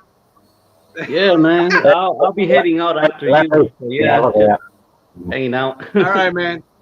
All right, man. I want to give a special shout out to the Hopsters. She just got in, and I want to say goodbye to everybody in the room. You guys take care. I'm out. Bye, everybody. Good to see you again. Welcome back to YouTube there. Okay. POD. Just keep in mind, I'm not going to live stream anymore. I'm just going to make my premieres and upload them Sunday night at 7 p.m. All right. I'm gonna. Yeah, it's like Kiss. Keep it simple, stupid. Right. Bye, everybody. Okay. Bye, guys. See you later. Man, I have to tell you, I laugh my ass off every time I hear your trademark. Gotcha, bitch. You always slip that in on your video. Oh, that's so funny. I don't know, but does he always get the bitch? Yeah. Hey, I think it's funny unless he says it toward me one of these times. Then we're like, damn it. I know, right? Funny no more. Yeah, look, quite honestly, I have to laugh at some of his detective skills at times, but yeah, look, I don't always go to Andy's channel. I just seen the odd, but I do subscribe now just to keep up with what's being said. Not that I really bloody care. Yeah. The Halfsters, are you cooking anything this morning? I'd like to Oh, watch. I must see you. Yeah, look out. We're in trouble now. Don't let her join the panel. Oh, hello, Halfsters. I wasn't watching the text. Sorry about that. If I missed anybody, somebody said hello in the text. Yeah. That's usually why my wife sits with me when we're doing these, so she can read the texts off, and I can try to watch everything else going on. So, did you get your internet squared away, Bill? No. We were supposed to go back to the farm today, but my wife was feeling under the weather, but she still wanted to go because we were trying to grow some mushrooms, and she no did kidding. all this to get the mushrooms to grow, and my wife grows mushrooms. We've been growing them for about a year. Here. Have you? Yeah. You're growing the oyster mushrooms? I don't know what they're called. I was waiting to see them come out, and then I would investigate them a little more. But are you guys packing your own fruiting bags, or are you buying the substrate? Well, she packed it. I know she had some kind of banana leaves or something she was working on. She had one of the farm help people helping her with it, so I didn't try to get in the way of that one. So, but she was doing it herself there. So, but she bought something. I don't know if it was probably the spawn. The spawn, yeah, that's what she got. Yeah. It's cool, man. I looked at it for about a year, and I showed my wife, and she said it looks like a lot of work. And right, the people from her church had a program, to help, some of the Filipinos make money, like for side business. And she kind of got interested in it from her church, and then her nephew, he was interested in it too, and we started, growing them around our place, and now everybody around here is growing them. Cool. Now the price went down, huh? Yeah, you can say that. Everything kind of is hard to sell now during the, because of the pandemic. Yeah. I mean, pork has been really cheap. Well, what's pork going for a kilo there where you're at, I don't know offhand. My wife, if she walks back by, I'll ask her here. Oh, okay. But I didn't. I usually don't go in unless they have the prices marked. If it's they're calling out the price, I can't be a part of the deal. That make the price a lot higher. Yeah.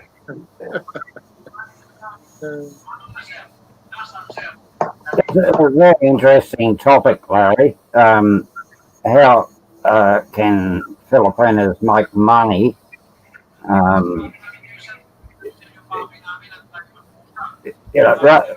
than being an OFW and all that sort of thing, surely, like these days of the internet, there's got to be, like, there's ways of making money online, but what is the best thing to help Filipinos or Filipinos, make money? Yeah, Dave. I'm Good. sorry. Go ahead, Bill. You go ahead. That's a good question. I mean, it's an interesting topic because, today is the internet, and that's it. Right.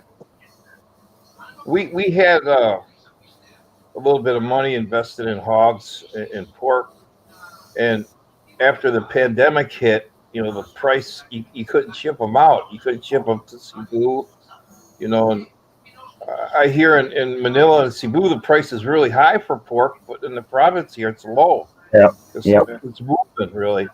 So what we did, some people continued, and then they have to buy feed, for the hogs, and so we switched up and got into cattle, and they graze, Right. so they're eating grass on our land. Right.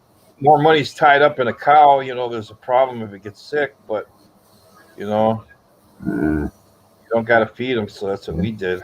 Or you don't have to. The cows readily available on the land, like. Say again, I didn't understand you.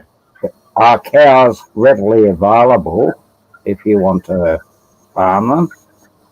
Oh yeah. You just have to have some grassland. Well, you'll see people tying them up about everywhere, though.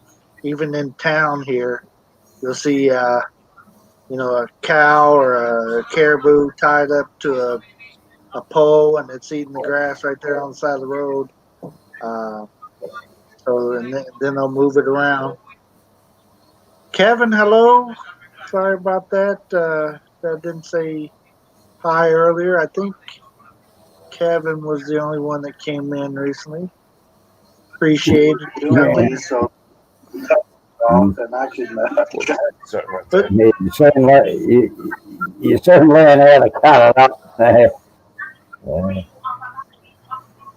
Dave, I was going to say, as far as, making money here in the Philippines, everything has changed a lot over the past, this illness going on. So what was making money before may not be making money now. And so it's very hard to figure out exactly what to tell somebody to invest in. We are trying to do different things and not put all the investment into one thing. Standard procedure, yeah. Right. So that might crash, but I got this over here going. Like we have an Airbnb that we were making good money on down in Davao, but they locked down the country and no foreigners are renting it out anymore. So that's crashing on me. But I got something else over here that we're trying to do, and that's kind of what we do. Try to spread it out a little bit and try to invest in different things and not have what they say, not have all your eggs in one basket. Yeah, of course, yeah. And my wife does the online teaching as well, so that is how a lot of Filipinos make income here. Urban Grandpa Prepper, hello. Welcome to the channel. I don't think I've seen you here. I mean, I don't. I don't need to make money when I'm. Right. I'm just curious for a lot of other people on YouTube. A lot of people seem to be out of work, and even ISWs are going back home and got no work, and it's just that they need to find some form of living. Yeah. It's, at the same time, that people are out of work, it's still hard. Well, for us, anyways, it's still hard to keep help at the farm, even though it's steady work or whatever, steady pay. It's not a lot of pay, but it's steady because I'm always going to need the goats tended to, and the sheep and stuff, and we were going to buy more chickens and stuff, but I can't keep the help there full time, and they always got a reason why they need to leave or something, and I'm not going to hold somebody back. You need to go. Bye. Yeah, oh, well, that's quite yeah. Right. That's really surprising. You would think it wouldn't be like that, Bill. Right. That It so many shocks me. people out of work. That's the Philippines. That's the way it is. Yeah. Here in Negros, I never have, any problem hiring people. But it's my wife's nephew. He works for us. He's here full time. But anytime I need like a couple other guys, there's usually always somebody. Some of the neighbors, they want to make money and. Right. Yeah. And we just can't keep it. Anybody. We give them. Here's your place to live. We're gonna give you the food. We're gonna. All the electricity and all that good stuff. But you got to work. But and we need about a 4-man crew there full time. We got it's over, I don't know, about 35 acres, of those palm oil trees and stuff. And yeah, just can't. Seems like they're swapping out. This one's got to leave, that one's got to go, and just can't keep them. And we pay the going wage. I even kick them down extra.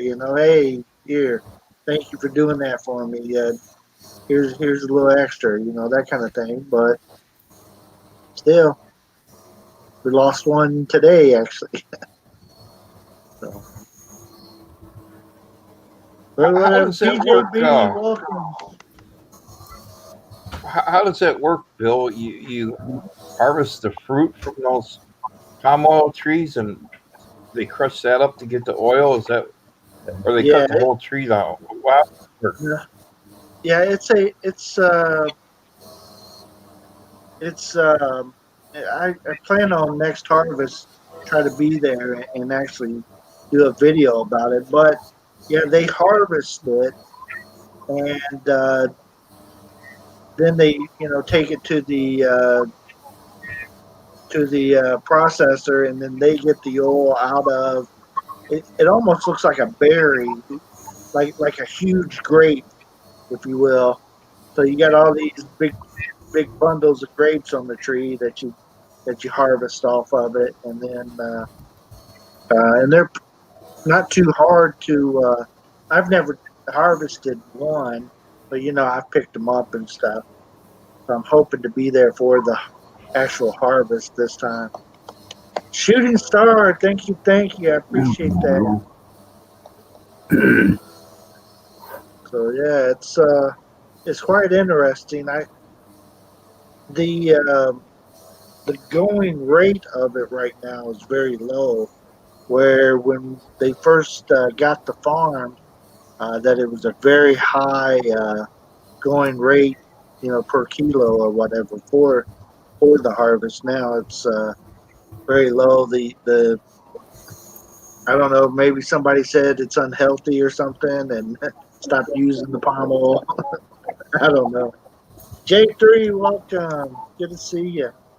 Kathy O, did I say hi to Kathy yet? Good to see you guys. Now, do you have many coconut trees on your place, Bill?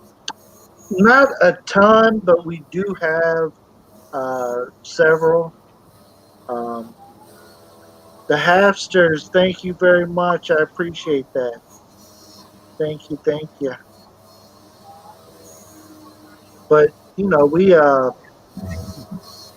at this farm, the family farm that we stay on, we don't really harvest the coconuts much. We get them and pass them out to the family. Pretty much is what we'll do, or use them there at the farm. It's not enough to harvest and like sell or anything like that. You know, I learned something new. You're lucky. You learned something. That's the way I look at it. I learned something new the other day after living over here, since '07. I've always heard that the water from the coconut was good for you if you have kidney problems. Yeah. But I didn't know until my wife told me the other day. There's two different coconuts. The one that's kind of a red color coconut or a reddish brown, when not quite ripe. Right. Those are the ones that are good for your kidney. The ones that are just plain green, when they're not completely ripe, you don't want to use those ones. You want to use the ones with the brownish, reddish brown tint to them. Right. Kind of green with a reddish brown tint, and it slowly turns like coconut, as it ripens. But I didn't know there was two different ones. Yeah. Yeah, that's interesting. I know my wife had said that she had kidney issues, and she always likes to drink the buku juice or buku. So that's usually what we try to get a hold of for her to drink and stuff. So maybe she already knew which one to drink. Yeah.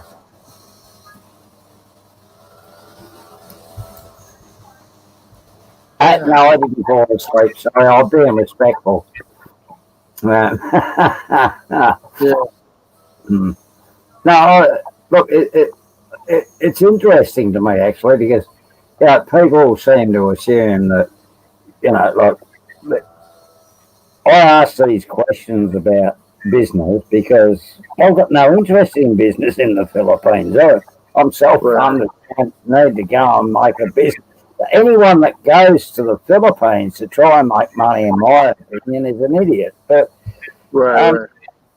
you just don't do that. Okay? But Bill, you live in the Philippines full time. Yeah. You do. Yeah. Yes. Look, I know Larry's story. Yeah. Yeah, I've been around Larry for a while. So, and you, I don't know, you seem like a younger sort of bloke. Yeah. But you can obviously afford to be there. Or, hang on. Well, we have several different, like I was saying earlier, we got several different sources of income, and I'm here on YouTube because I was told I'd make $1 million, so that's why I'm here. Right. Yeah, you believe that, right? Yeah, okay. Right. So I'll believe you. I'll believe it. Yeah. Come on.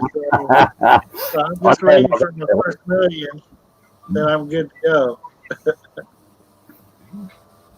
But yeah, it's been hard. We have some family businesses too that we help out with, and so we got a lot cooking, if you will. So well, that's all right.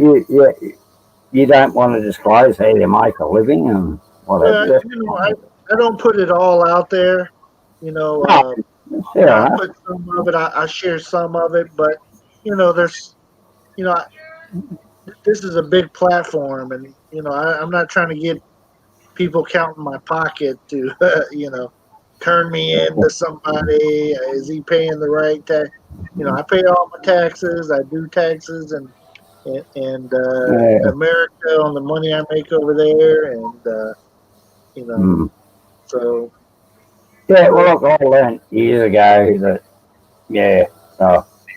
I'm not going to go into it, but passive income and retirement and all this sort of stuff, is key to your retirement. And I've got no interest whatsoever in doing business in the Philippines.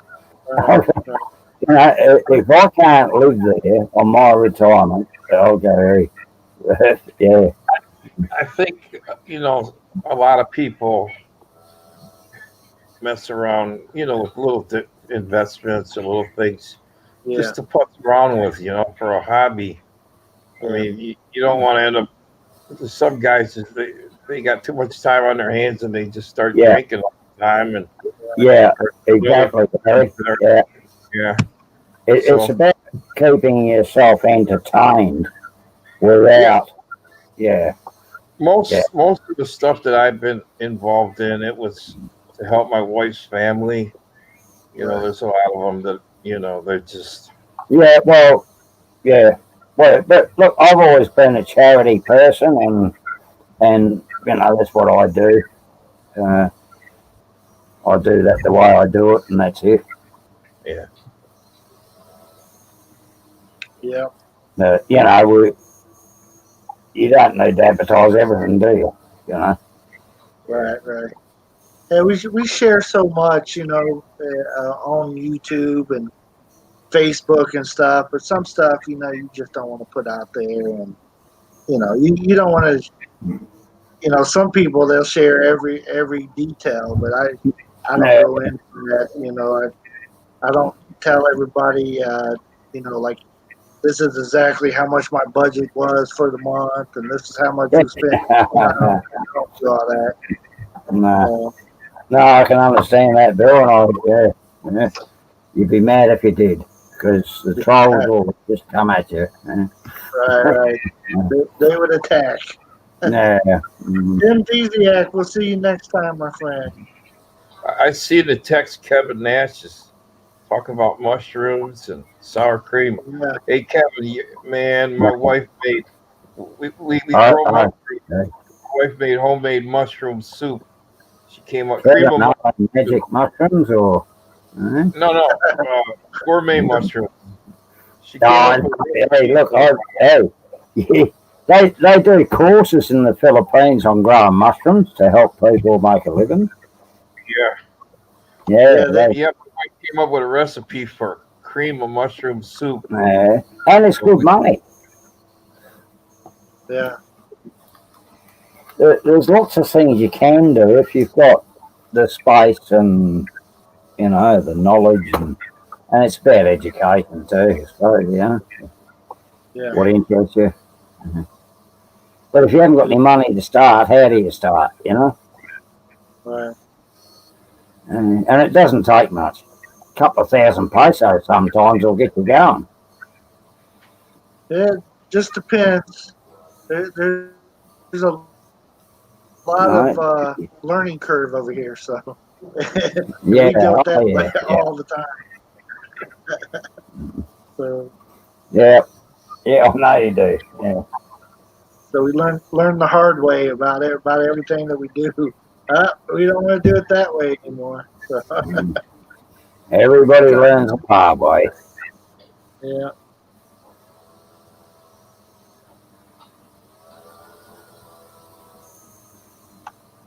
John is reading books on I'm how to hooked build on mushrooms. habitats. Yeah.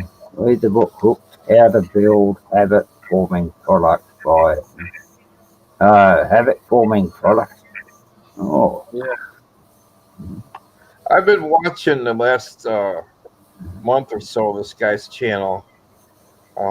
He's in the States and he goes around and buys stuff at garage sales and thrift shops, Yeah. and then he puts it on eBay. But before he Right. even buys it, he'll go on his phone and look this up and see what it's selling for, and Right. how many of them sold like within the last month, and the Right. guy's making money doing this. It's Oh yeah. when I was in the States, I used yeah. to go to garage sales and flea markets, but I never sold anything. I just like to go, hunting around, for nothing in particular, just looking at everything. And this guy, he's called the Cincinnati Picker is his channel. He's got a YouTube channel, And this guy's supposedly making like $100,000 a year doing this. For people. Expat, she's saying 250 to 280 per kilo for pork right now. Hold on. What's pork going for a kilo here right now?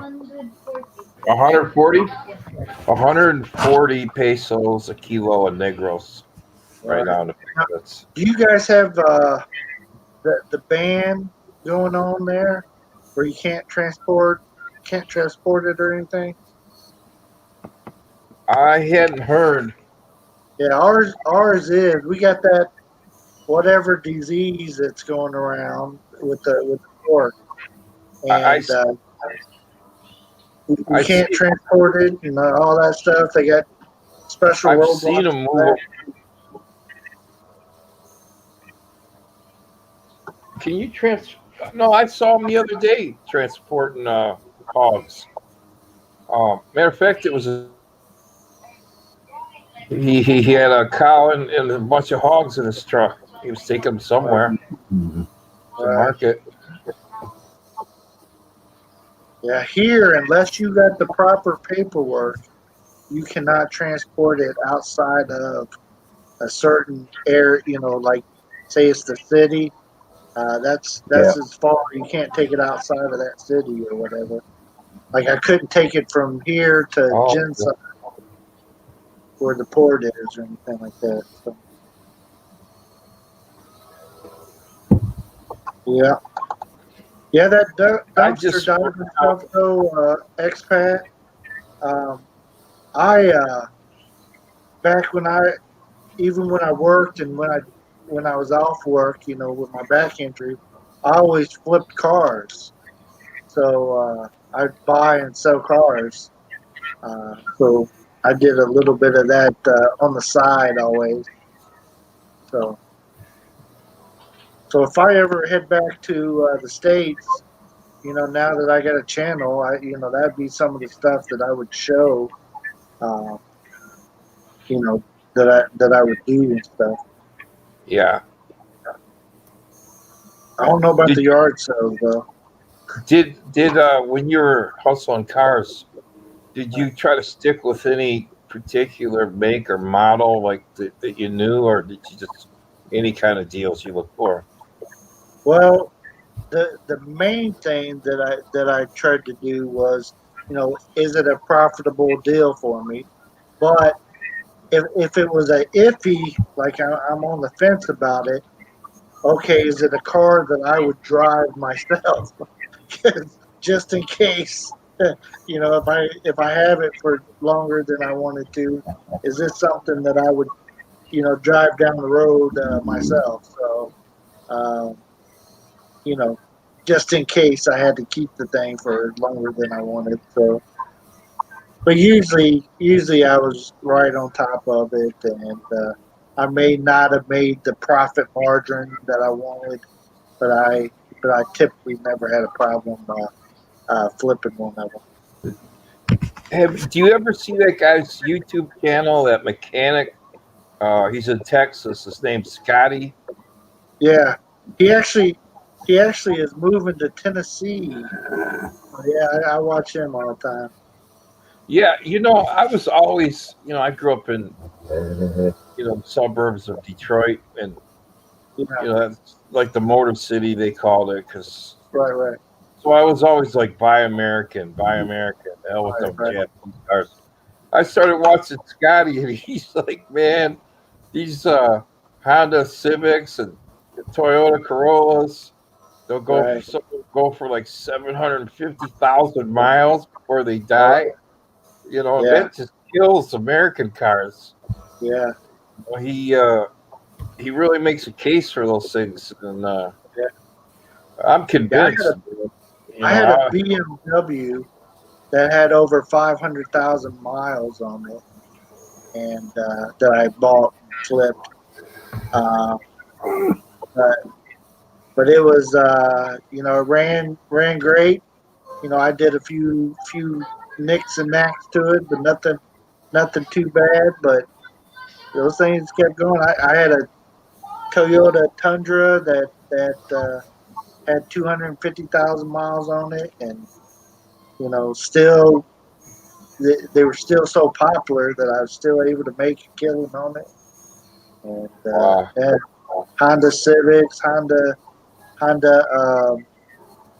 CRVs. Now, Thank you, Dave. I appreciate that. Thank you, thank you. you're from Indiana, right, Bill? Yeah, Indiana. Now, I know in Michigan, after you start selling, like you sell so many used cars, they start Yeah, getting on your case. The Secretary of right. State, they want you to get a special license. Was it like that where you're from? Yeah, yeah. What would happen is, my wife would be selling. She get her 10 or 15 that she could sell too, and then I'd have mine. Then my oldest son would have his, and you know, I just happened to be the salesperson in all the transactions.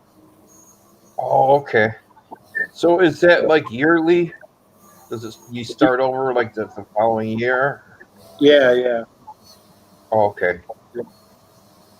And some of them, I had a guy that bought from the auction too, and he was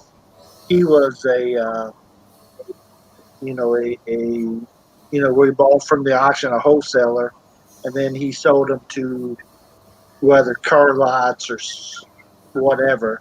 And I would pick up a lot of cars from him and and then sell them and use him as the sales person or whatever. He would if they wanted a paper plate or whatever, so they could get that through him. So the car would never actually be transferred to me. It would stay. He bought it, and I sold it, and I made X amount off of it. So, Oh, okay. and then of course, I have friends or whatever. They wanted to sell their cars, and I say, hey, just bring it to me, and I'll get it sold for you. And it stayed in their name or whatever, and um, you know, I would just get a cut of the profit or whatever. Kevin said I worked at a Oh, man. auto. Did Yeah. you get any cars from the salvage yard? No, I never bought any from the salvage yard myself. I looked at some, but I've never seen where I could. I knew how to do a little bit of like clean up, touch up, bondo kind of stuff, but I Yeah. never tried to like do a rebuild or anything like that. My Yeah, uncle was a car dealer, and he bought one. This was back in the 70s yeah, from the salvage yard, and he, believe it or not, he's looking at the car. He's wondering, where's this thing hit at? It looks pretty good. Come to right. find out, there was a body in the trunk. Somebody killed somebody and put him in the trunk, and the smell, totaled the car. So my uncle, he bought the car. He had a hell of a time trying to get that smell out of it. I think he lost his ass in the deal. Did he? Yeah, Yeah, that was back in the 70s. right. Yeah, I tried to stay around. Shit, Te- Larry, how Texas. old are you? Eh? What's What's that? that? I tried to stay around. A lot of time, tax time was the best time to sell vehicles. Like the cheaper ones, because people have that tax money. So I would buy several vehicles before tax time hit and have them ready to go. So once that tax time hit, everybody start getting a refund. Then boom, boom, boom. I sold two or three cars real quick and for more than probably what I should have sold them for, right? because they had the money. Yeah.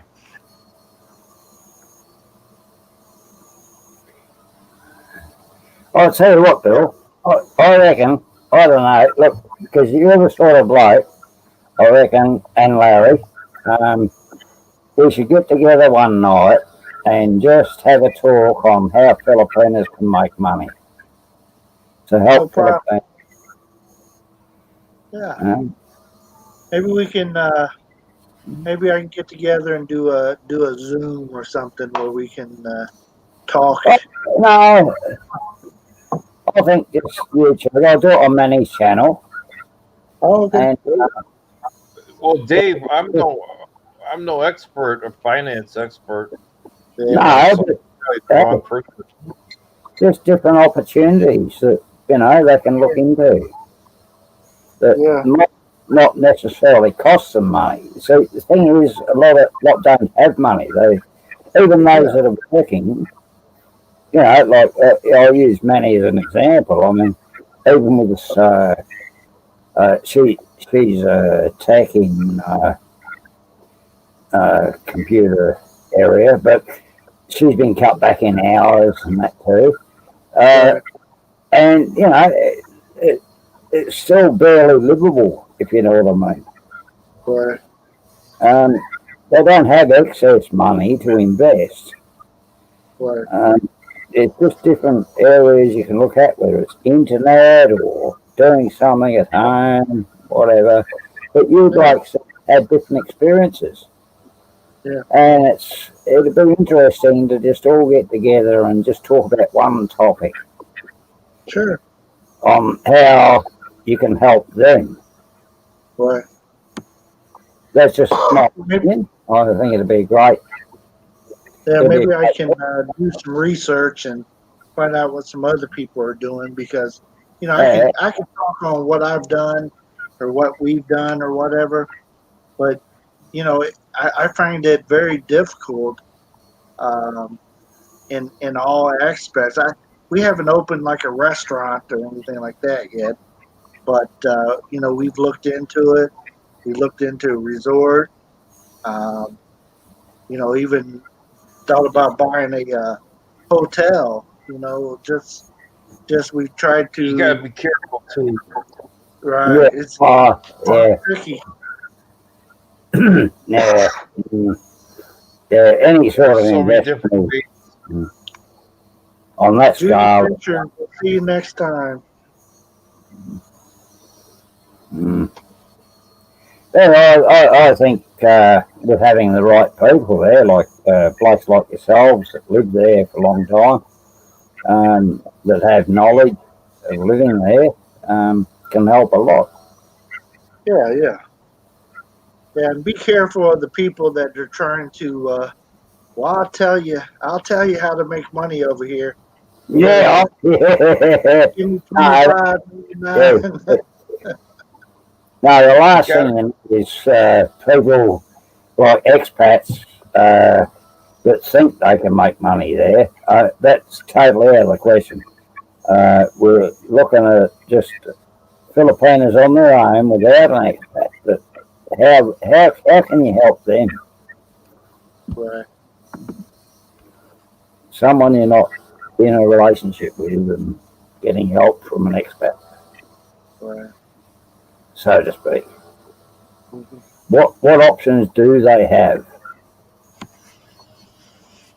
Yeah, it's It's easy, what I've noticed too, Dave, that what works on one island or one area, doesn't work on another one, and like certain areas are good for certain things, and certain ones are good for something else, and oh yeah, I learned that very quickly years ago.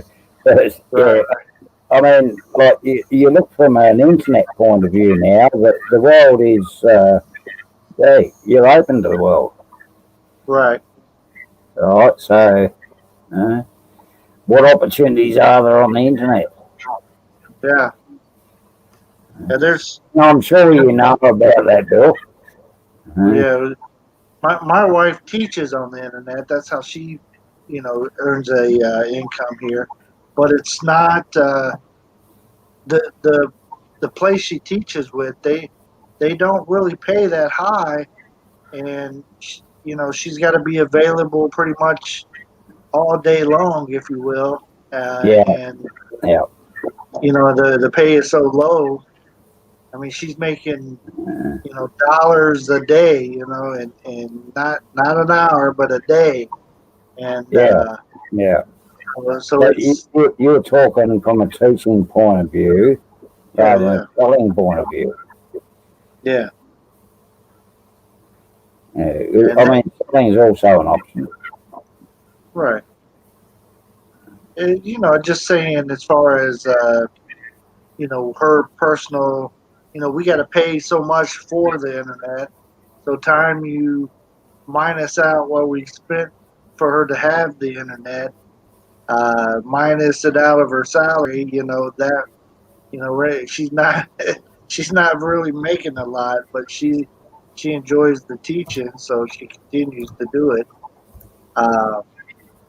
But some people make more money at it and do more classes and stuff. But that's one of the things that I see in the economy going on right now. Yeah. So,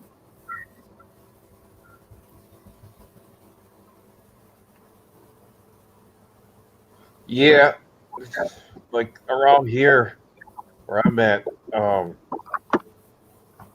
you have. Well, I don't even know if I should mention this. During election time, you got people killing people over barangay captain positions. right. Okay,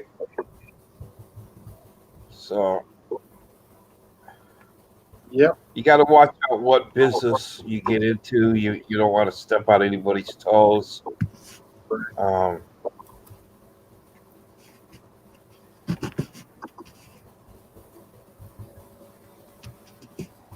You really got to be careful. Beards. Yeah, especially with this pandemic going on. People are hurting even worse now. Because anytime people are desperate, they do desperate things. Right. I still don't understand expat. I don't understand what my wife refers to as, the crab mentality here. No.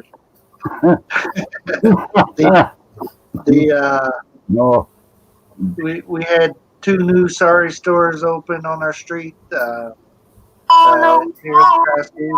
It's amazing. So you get the two sari stores to match the other 2 sari stores that were already there, and I don't see how they're going to make any kind of income from it. It's wild. So I did watch a video today. One of the people that was here last night. If you guys know Ugly American, he lives up not too far from CDO, but they had a sari store, and their video was of them tearing down their sari store. They have given up on trying to make it successful, and they were taking it apart and making a shed out of it or something.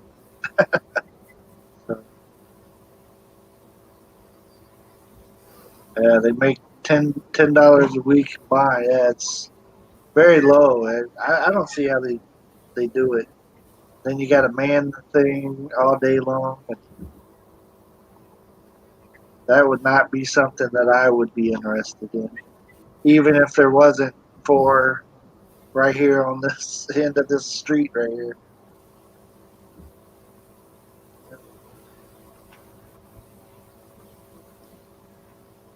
But who knows? Maybe the big one that's up here, the one that we always went to, seemed like they were pretty steady, but you find out that the Sorry store gives out credit. So, you get all these people buying stuff on time from them. And, I don't know how, you're collecting on that. It's time to pay your debt up. Come on. I like Michael Fazio's what he says. He's running. Uh-huh. He says he's running a legitimate scam. Right. Yeah. Yeah. There you go. A legitimate scam.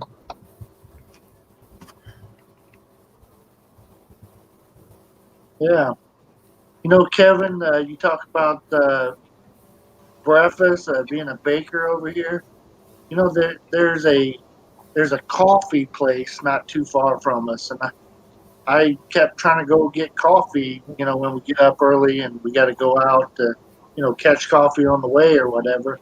My wife they don't even open till 11 a.m. I was like, what good is a coffee store if it doesn't open up at 6 o'clock in the morning, right? Rice and stinky fish, huh? Hamsters, you're supposed to come up and cook your breakfast on the stream so I can watch.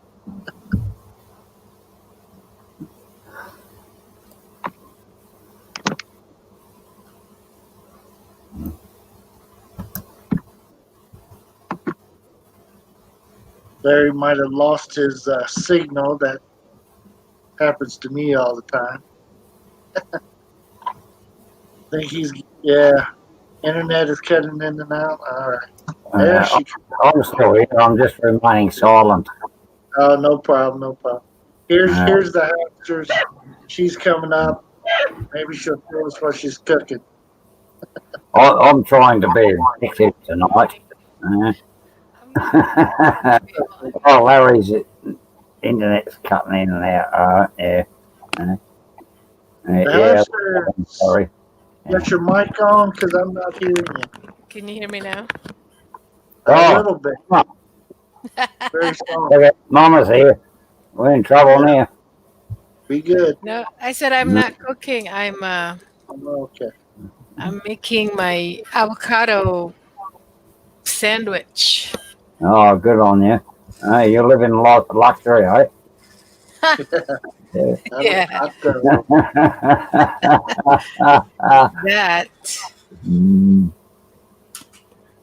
But yes, Mama Hamster, I wondered the same thing. What kind of coffee store doesn't open up till 11 or 12 o'clock in the day?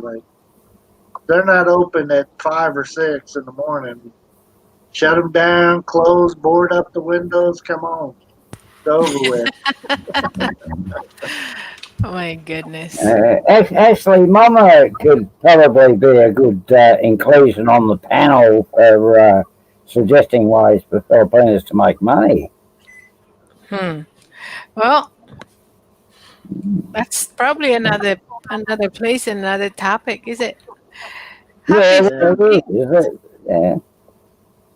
Hold on, let me get my plate. It's a great thing to do, though, I reckon. I think it's a topic nobody ever wants to go to. How do people survive? What options do they have? Can we give them something better? Happy Philippines. Welcome. Good to see you again. Oh, I'm not happy. He's not here, is he? Happy Right. Philippines. Not Happy Pappy, but Happy Philippines. Usually Happy Pappy swings by.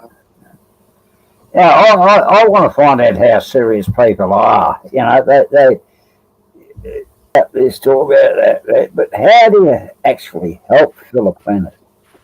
Yeah. Filipinos, whatever.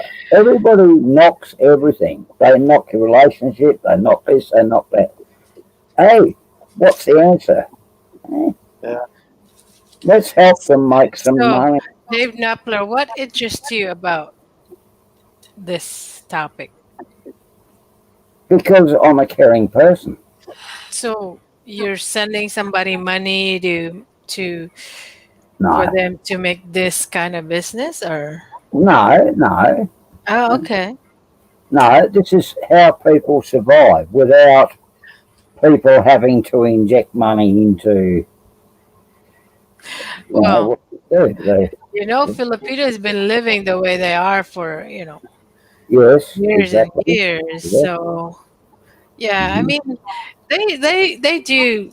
Mhm. I think they're doing good, really, for themselves. Just it's poor. I know it's a poor country, but you know, But if it's you decide to inject some money, a couple of thousand pesos even, to start them no. off. You're let's say you 10,000. You give somebody 10,000 pesos. That's not gonna go anywhere. Yeah. Trust me. Mhm. I've donated 50,000 pesos to a person. To this day, they have not made nothing. So I'm like, well, what's the point? So it's just the way it is over there. So Yeah.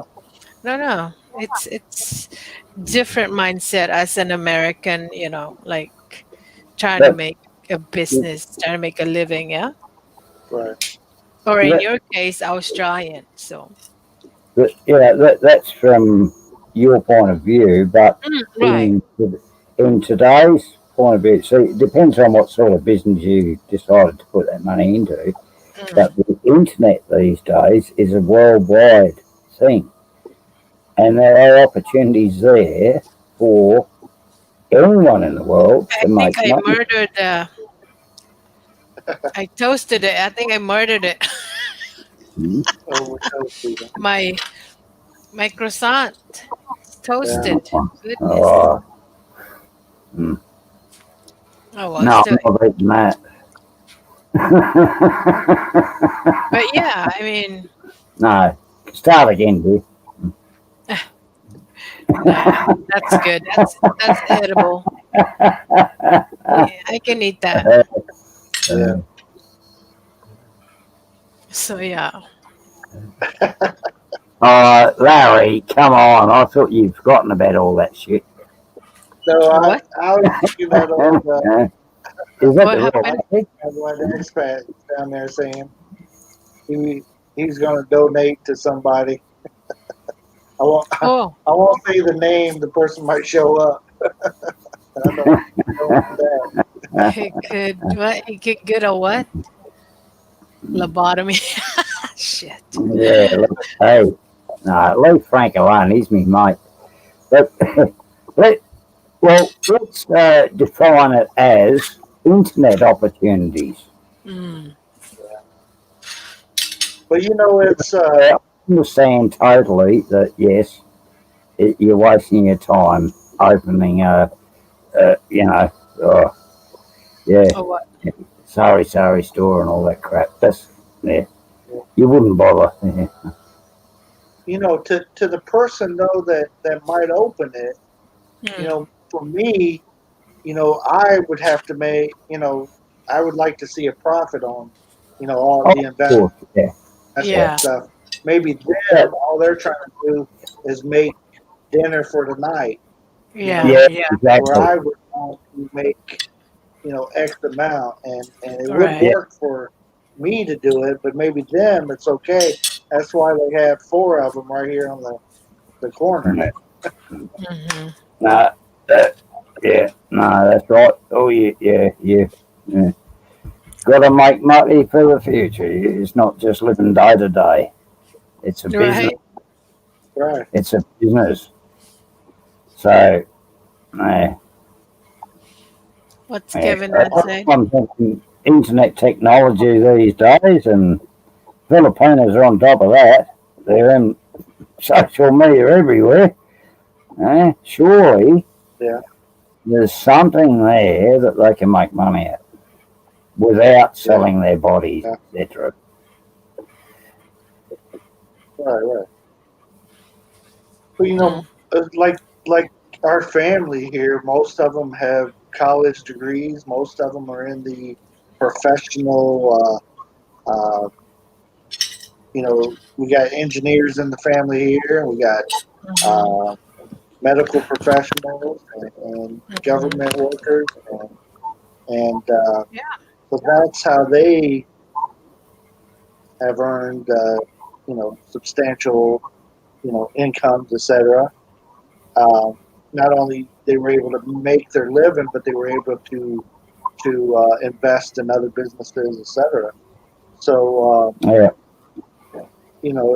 That the education that they most of them strive for, if they can afford to get the education, that will get them to that extra higher earning. And then a lot of them, even my wife, uh, I've never really said what type of degree she has, but she does have two different degrees. She has her master's and she has a degree in teaching. So she has a business degree and teaching degree. So hey, we got somebody coming up. Nash is up. Oh, look at that. Here's Yeah. trouble. I just wanted to say one thing. I notice whenever you see a video, people are at the wet market or people are at a party or something, and they got all this food sitting out, and even street vendors and stuff. All this food just sits out in the open and stuff, and they sell these. They're made with screen, like a lightweight mesh screen, and they got little frames around them with a little handle on top, and they're called like food tents, and you can cover up dishes, containers, plates of food and stuff like that. I thought that would be a good idea. I should see if I could give some of those, like send a few hundred over to Lagaya and see if she could sell those things. What a great idea, though. You see these people sitting there trying to swat flies off of the food all the time and stuff. And these things, you just set it over top of the dish or the pot or the container, and you can walk away. You don't have to worry about flies and stuff like that. But, have piles of fish or whatever sitting out on a table. You got to stand there, 6 hours a day swatting the flies away or putting fans up and all this other crap. Why couldn't they everybody use those? That's what I brought to the Philippines. Every time I go to the Philippines, I bring those. The mesh cover. I've seen them. You can sell those. They only cost like $10 for like 12 of them, a buck a piece for 80 cents a piece. Big items. Yeah. By the way, Kevin, I forgot your voice.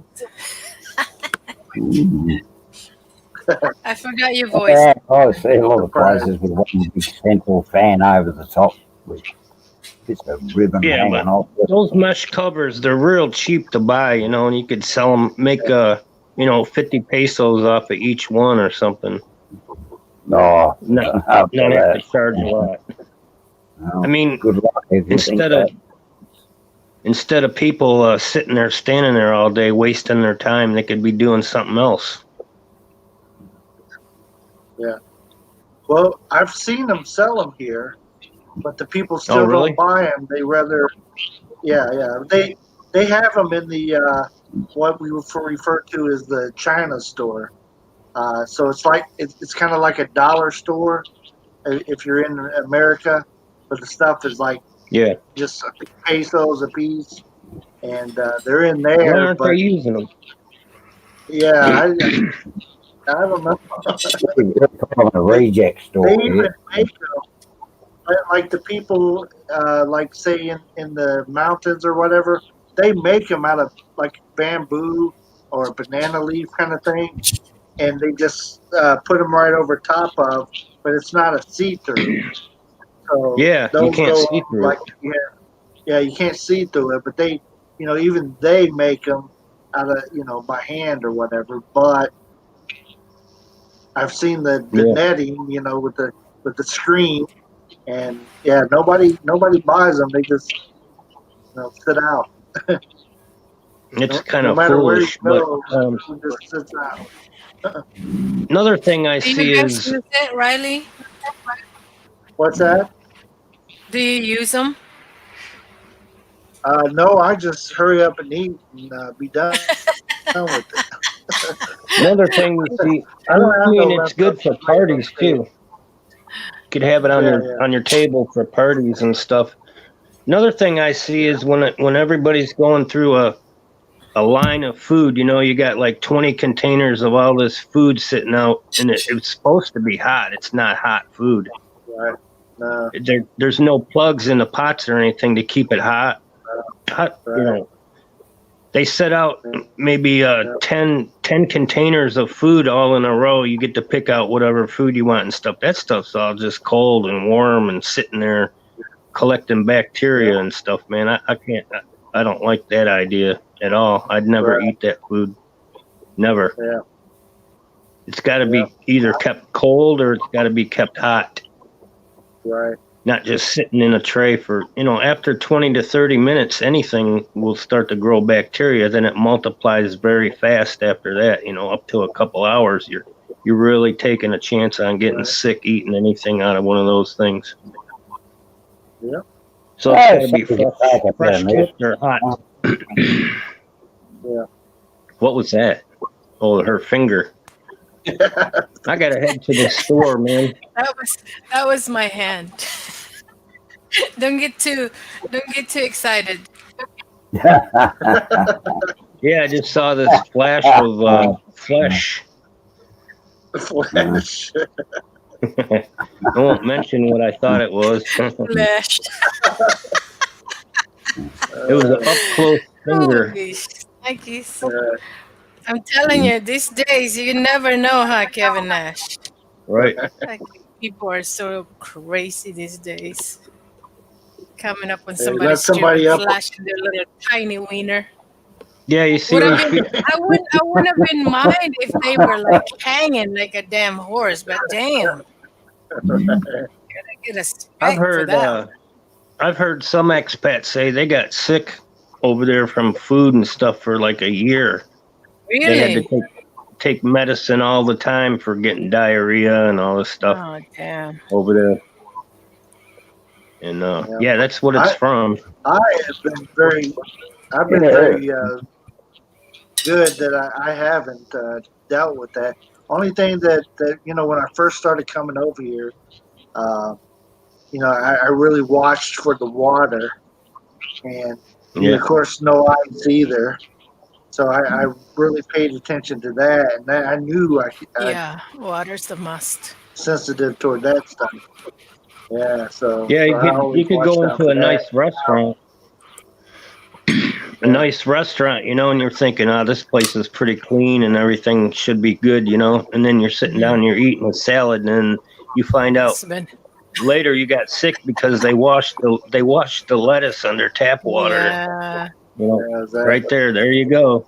That's it. Yep. You got to use bottled water to wash lettuce and vegetables that you're not going to cook. Right. Mm-hmm. Right. They're not going to spend money on bottled water to wash lettuce. No way. So, Bill Riley, I have to go finish my breakfast. I need to, after this, I have to work. So, see you all later. Nice to see you, Kevin Nash and Dave Knopfler. All right, take it easy. Everybody this is a brand new phone. I've never used this phone before. Aloha, guys. Bye, Riley. See you next time. Thank you for hanging. You said that's a free phone? Yeah, no, almost free. I went to go pick up some groceries yesterday at Walmart. I ordered it online so I could just pull up in the parking lot and park and then call them, and they come out with all your food and throw it in the back of your car for you. And I went to call them. I took my phone out of my pocket and it didn't work. It was just broken. So I had to go in there and buy another phone. Cost me $39 for this phone. A little cheap phone. Right. I get those drug dealer phones, with the card. They call them burner phones. Yeah, the burner phone. Yeah, that's what I buy. And then I go online and instead of buying those cards at the store, they cost like $55 or $60 for unlimited everything. I go, and then you get charged for the card, a fee, and then tax and everything. It ends up being like $70. So I just do it online. I pay with a credit card or whatever online, and it only costs me $50 a month. Okay. So I save like $20, you know. Yeah. I don't have Wi-Fi or a computer or anything, so I just use one of those. Okay. No contract, no nothing. Right. Yeah. And they can't track me down. The man can't find you. $39 for this phone. It was almost a dollar store phone, you know. Right. But yeah, that's my main concerns going to the Philippines is that all that food sitting out. I can't eat that stuff, man. I'll get sick. I know I will. Just don't eat street food. Yeah. So stuff off the burner. I always cook my meals at home. I never eat out. Yeah. Yeah. I mean, it's okay if fresh fish or fresh pork or something comes in the morning and it sits out on the counter or whatever. You go home and cook it. Yeah. And stuff, you know, stuff that's been out, sitting out for all day long and you don't cook it properly or something, you're going to get sick. Go to the market early. Get your food. Cook it yourself. Yeah. Stuff out of a can or whatever. Yeah, well, if you want to live that way, yeah, that's up to you. It's another thing. I got used to a lot of stuff over here. I haven't gotten sick off of the street food or the you know, like I said, I was very careful with the water, but everything else I've been dabbling in. And I'm sure most people will build up an immunity to that type of bacterial and after a few months, you know, but a lot of guys say they get sick off and on for quite a while. Yeah. Oh, yeah. That happens. Oh, look at Nathan. Yeah. I was saying I was in a loud truck before. Listen to this shit.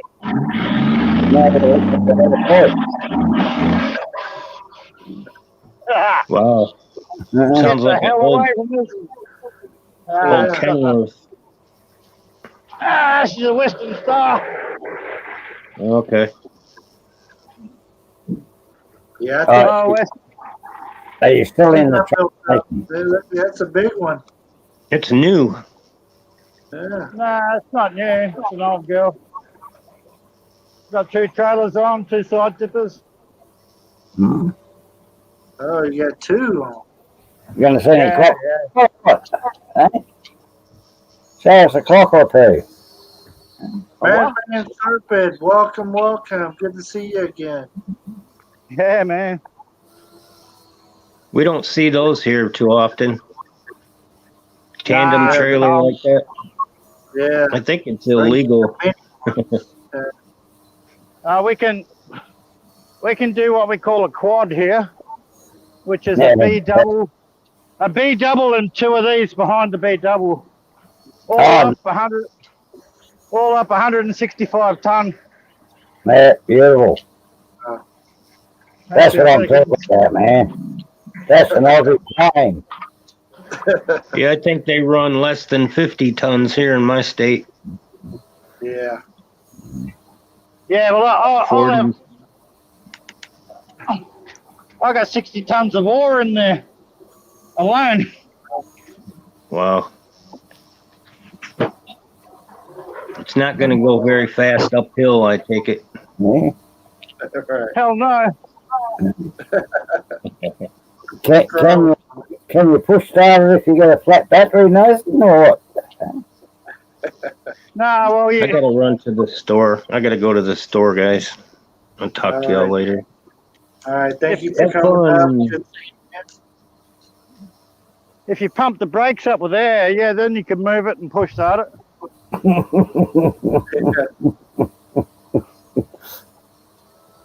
Funny.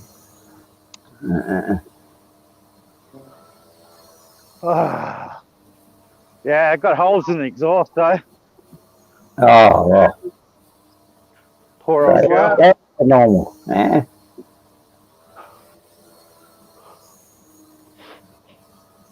But yeah, it's hatch change, Joe. Changing the hatch on the ship. The ship loader. Hang on. That video doesn't look right, Nathan. Are they your nipples? You got 2 black spots there. Is that what's going on? Where black spot? I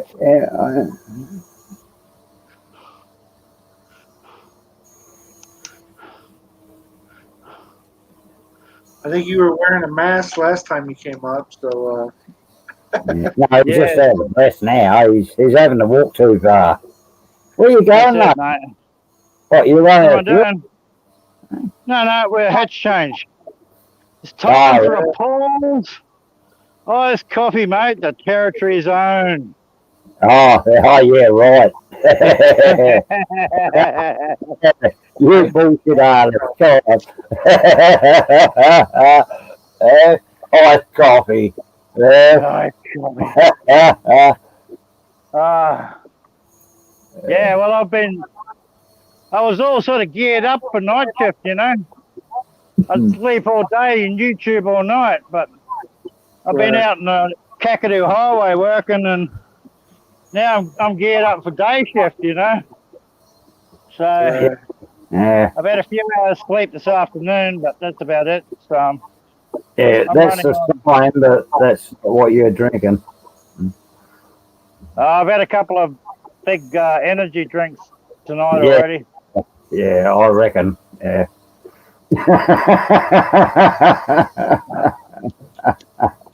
Getting the blood flowing, huh? I won't say anymore. Yeah.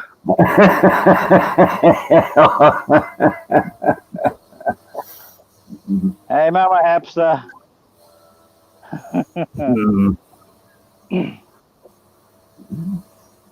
Yeah. But yeah, there's a bit of you can't zoom the you can't zoom the camera in, but you can't even see way in the distance. The big boom of the ship load is getting lifted up. Now run it along to a different hatch and drop it down in another hatch, and we'll keep on working. Awesome. Caveman can do it. Hello. Good to see you. I was just yapping to somebody you sent my way today, so or yesterday. Here, what day it was. Can't remember the name off the top of my head because I just met him. But appreciate that, my friend. I love these long names, okay? You know, I know. Do it. GP. I know a guy he got his name legally changed to Caveman, eh? Really? Oh, yeah? Yeah, we call him Cavey for short. That's interesting. Why would you change your name? I don't know. Why would you do that? Another old mate of mine, he changed his name to Strider. But he had a reason. Because here we go. Here's a story for you. Well, there was this guy, I forget, it was somebody Walsh, I forget exactly what his first name was, but he was around Tennant Creek mining manganese, right? And he got a government grant from the British government to mine this manganese for the war, for the Second World War. But what he did was, the dirty rat sold it to the Germans instead. He got the money from it to mine it, and then sold it to the Germans. And my mate had exactly the same name as him. So every time he'd say, "Oh, I'm such and such," you're not that.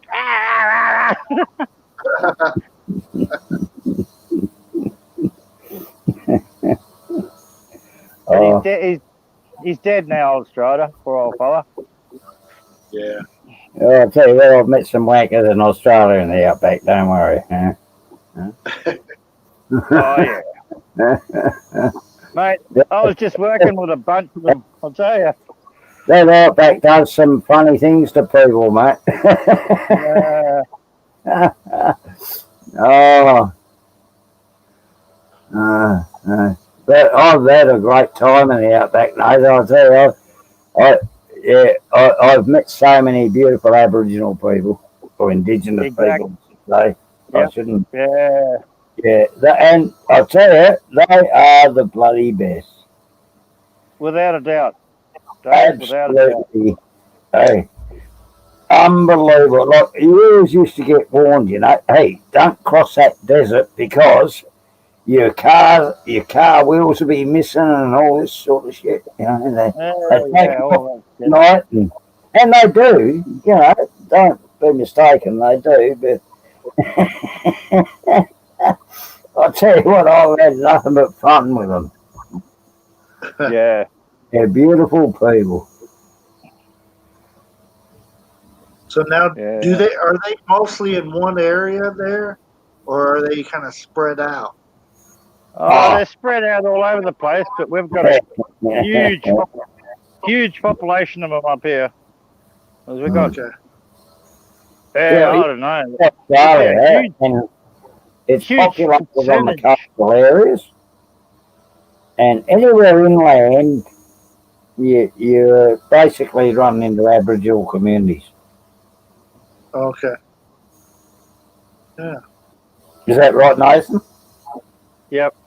You get it from a Darwin point of view, and but even from a southern point of view, as you get closer to the centre, you get away from the city areas, you run into Aboriginal communities. Yeah, well, you've got Arnhem Land out here to the east. Yeah. And you've got all the Douglas Daly and the Daly River, Pip Minardi. That's all out to the west, you know. Yeah, when I lived up there, that was some of the best times I've ever had in the bush, I tell you. Oh yeah. Caveman asks if they're elbow to elbow, or are they practicing social distancing? Well, in the Northern Territory, right? We had a maximum. We had. We had 34 cases in the territory. That's it. And our population is only like 230,000 people, and the joint is, and it's bigger than Texas. Okay. Right. So I'll give you an idea. But you know what? You know, all these friggin' Southerners that come here. There's been over 100,000 people escaped to the territory from the southern states. Pushed the price of rent up and all sorts of shit. There's flipping cars running around everywhere now.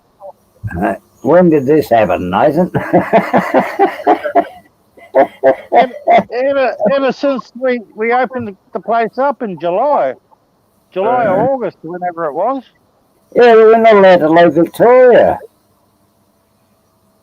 Oh, there's lots of New South Wales, lots of Queenslanders, and some Victorians have been getting out for sure because there's a shitload of Vic plates up there. Hey, I'll tell you, look, I'll let you into a little secret. They call it the Ring of Steel around Melbourne, right? Yeah. But it was a bit like a rubber band, so to speak. Yeah. Still stretching. I'll tell you, it was an absolute bloody joke. Absolute joke. I can go wherever I bloody want to go. Yeah. Caveman, thank you for that. We'll see you next time, the Habsters. Grinch, 1984, welcome, my friend. We're shooting the stuff tonight. It's a serious conversation going on. So, Yeah, I'll try and be there, Mike. But you know, I'm where I can be when I want to be. Yeah. I'm just a floater. I don't have a channel, so to speak. Yeah. All right. Damn wanker. See that? Eh? Damn wanker. We'll karaoke again another day, Dave, sometime. Yeah. All those social distancing. Hey, no problem. We've been good here, Grinch. You can come up anytime. I just always throw down the link in case I forget. I throw it down. Anybody can come up, whatever. Yeah. Social distancing my ass. I was in the Crobbery Tavern the other day. Just called in to get a pie. Friggin' two busloads of tourists come in. They're just all shoulder to shoulder. And I looked at all these clowns and said to them, so much for social distancing. Look at you, mob. Yeah, real loud. So they all heard it. The whole freaking pub heard it. That's like all the Asians coming in busloads into country towns. I was in a country town, fair dinkum, and this busload of bloody Chinese people and they raided the supermarket, bought every bloody toilet roll in the joint. I go, and the supermarket, no, stop this. We're going to put a ban on anyone coming into our town because all the people in the town are, hey, fuck, how do Filipinos wash their ass? Let's do this. I've still got 4 toilet rolls in the bag of toilet rolls I had before the pandemic started. Yeah, I did too. I bought a bloody 24 pack and I live on my own. I'll tell you what, that lasts me for fucking 2 years. Exactly. Mine was only like a 12 rating pack and Hey, no problem. We'll see you next time. Half of these wankers. And what the bloody hell's this thing with toilet rolls? I mean, Can I see your face? You know how to wipe your ass. Come on, friend. Yeah. It takes some working out, I'll tell you. Oh no. Yeah. Gotta go for now, family. Have a blessed day or night. Whatever it may be in your home. See you next time, Kate. Bang can do it, Jimmy, 420. That's a fucking long name. Can't you be a bit more? I just want to see it's you and not somebody pretending to be you. For I pop you up here. Jeez, I'll tell you what. Thank you, sir. It's funny. Hey, what's up there, Noppler? What's up there, evil man, Noppler? How you doing? I heard you've been talking a lot of smack. Who's this one? It's the fat slob. hey, fat slob. I'm your greatest fan. He thinks I'm from New Zealand, fucking idiot. Nah. I'm your greatest fan, fat slob. Man, I got a lot of echo, man. I gotta turn it off. Yeah, turn it off, you bloody idiot.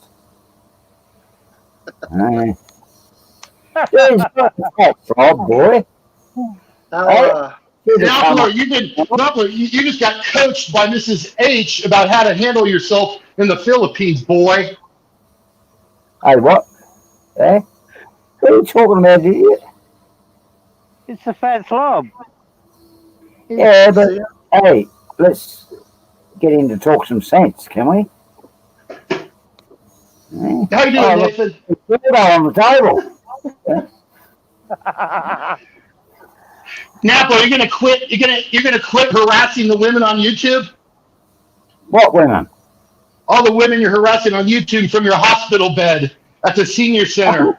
I'm not harassing anyone, idiot. You're the one harassing.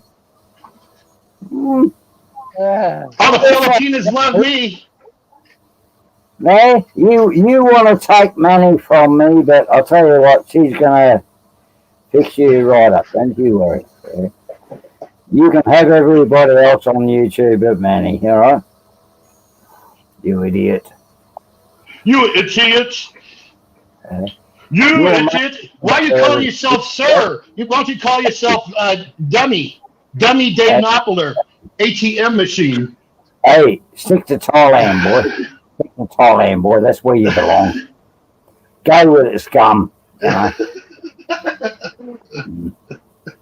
Look, I'll tell you what. Hey, look, I got introduced to a beautiful channel, and have I got a wrench here? No, I don't. I can't put the link up. But yeah, I was introduced to a channel. It's so funny, and these a bar in Pattaya, right? They are actually online dancing and asking you to buy lady drinks, and there is no one in the bar. That's how desperate they are, just like you, that's the boy. You are so desperate. You will marry anything that will pay attention to you. But sadly, You sound like a creep, Knoppeler. You're a creep. nobody will pay attention to you except me. So if you don't want to marry me, sorry, buddy. I love you, fat slob, but get your facts straight first. That dildo is too small for starters. If you want to talk to me, boy. Get your fuck straight. Are you drunk, Knoppeler, already? What time is it there? Friday night. Show your face, Are you drunk boy. already, Knoppeler? Show your face, boy. You've never been afraid to show your face, boy. Do it again. Prove you're the real fat slob, boy. Yeah, I seen his face Let's have before I fun on it. Hey, look, Bill's buddy, he doesn't know where already, Knoppeler. Bill doesn't know where to go now. Do I cut this stream or what he's saying? You know? Come on. Hey, I'm gonna Oh yeah, look show at your you face, today. Knoppeler. Show your face. be respectful to Bill. Yeah. Okay? Come on. This is Bill's channel. Don't do this. Yeah, Don't Face be Love, that- come talk to me. What's happening? How's Vegas? Yeah, you're sounding so much like bloody Lefty. Really, you are. You sound so much like Lefty. He's not lefty. He's definitely the fat slob.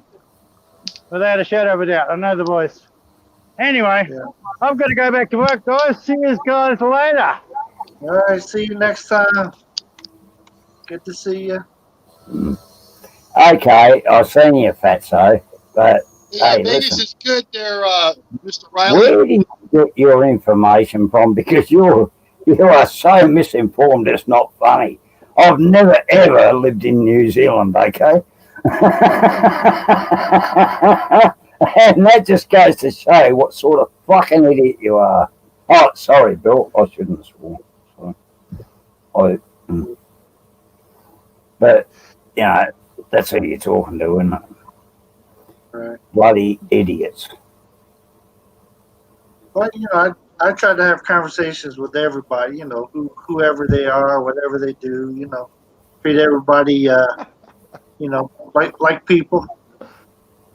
So we try to be Hey, good. Riley, can you hear me? Yeah. Hey, why did you delete your channel, Mr. Fat Slob? I'll call you, I should call you Sir Flat. Classified, yeah, They're of not course where it, it was classified. yeah, of course it is, you idiot.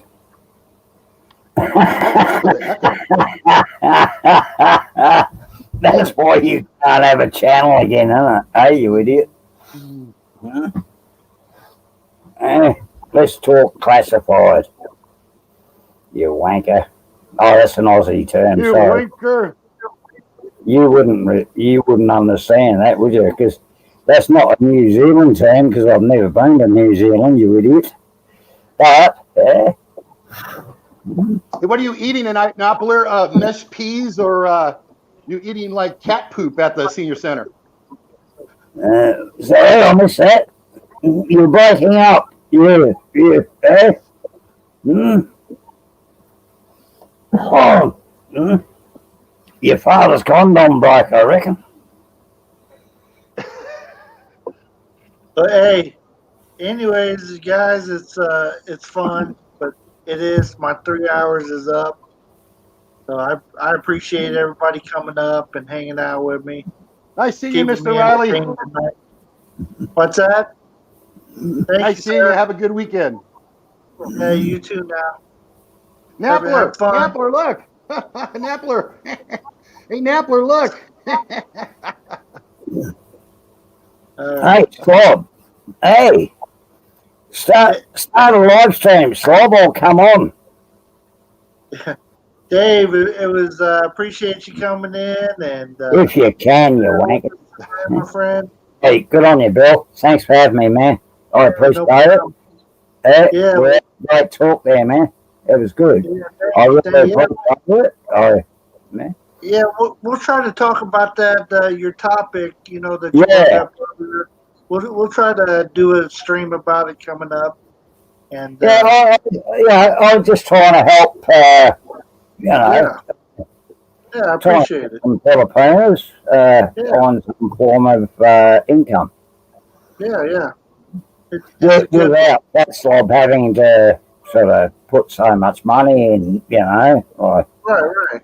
we all know how much he donates to everyone. Right. He only wants to do it to create disharmony between couples. But anyway, hey, Fat Slob, while you're listening, please donate to Manny. Give her as much as you like. It will not affect our relationship. And I would appreciate all the money you can give. I'll take some too. Money rules the world. All right, we'll see you next time, Dave. All right, Bill. Good on you, mate. Nice talking with you, buddy. All right, see you next time. Cheers. Everybody in the chat there, I appreciate you guys coming and hanging out with me. But yeah, my 3 hours is up. That's my my limit that I try to do these at. I've done a 6 hour one before, but I don't know what I was thinking. But yeah, it's 1 o'clock in the morning here in the Philippines, so it's time to call it quits. So yeah, breaking traditions. Appreciate you hanging out with us tonight. Yeah, and Caveman and Grinch and everybody came, Halfsters and PODs and Andes and everybody. Just Christian came in earlier, and hey, thank you guys. It's been fun.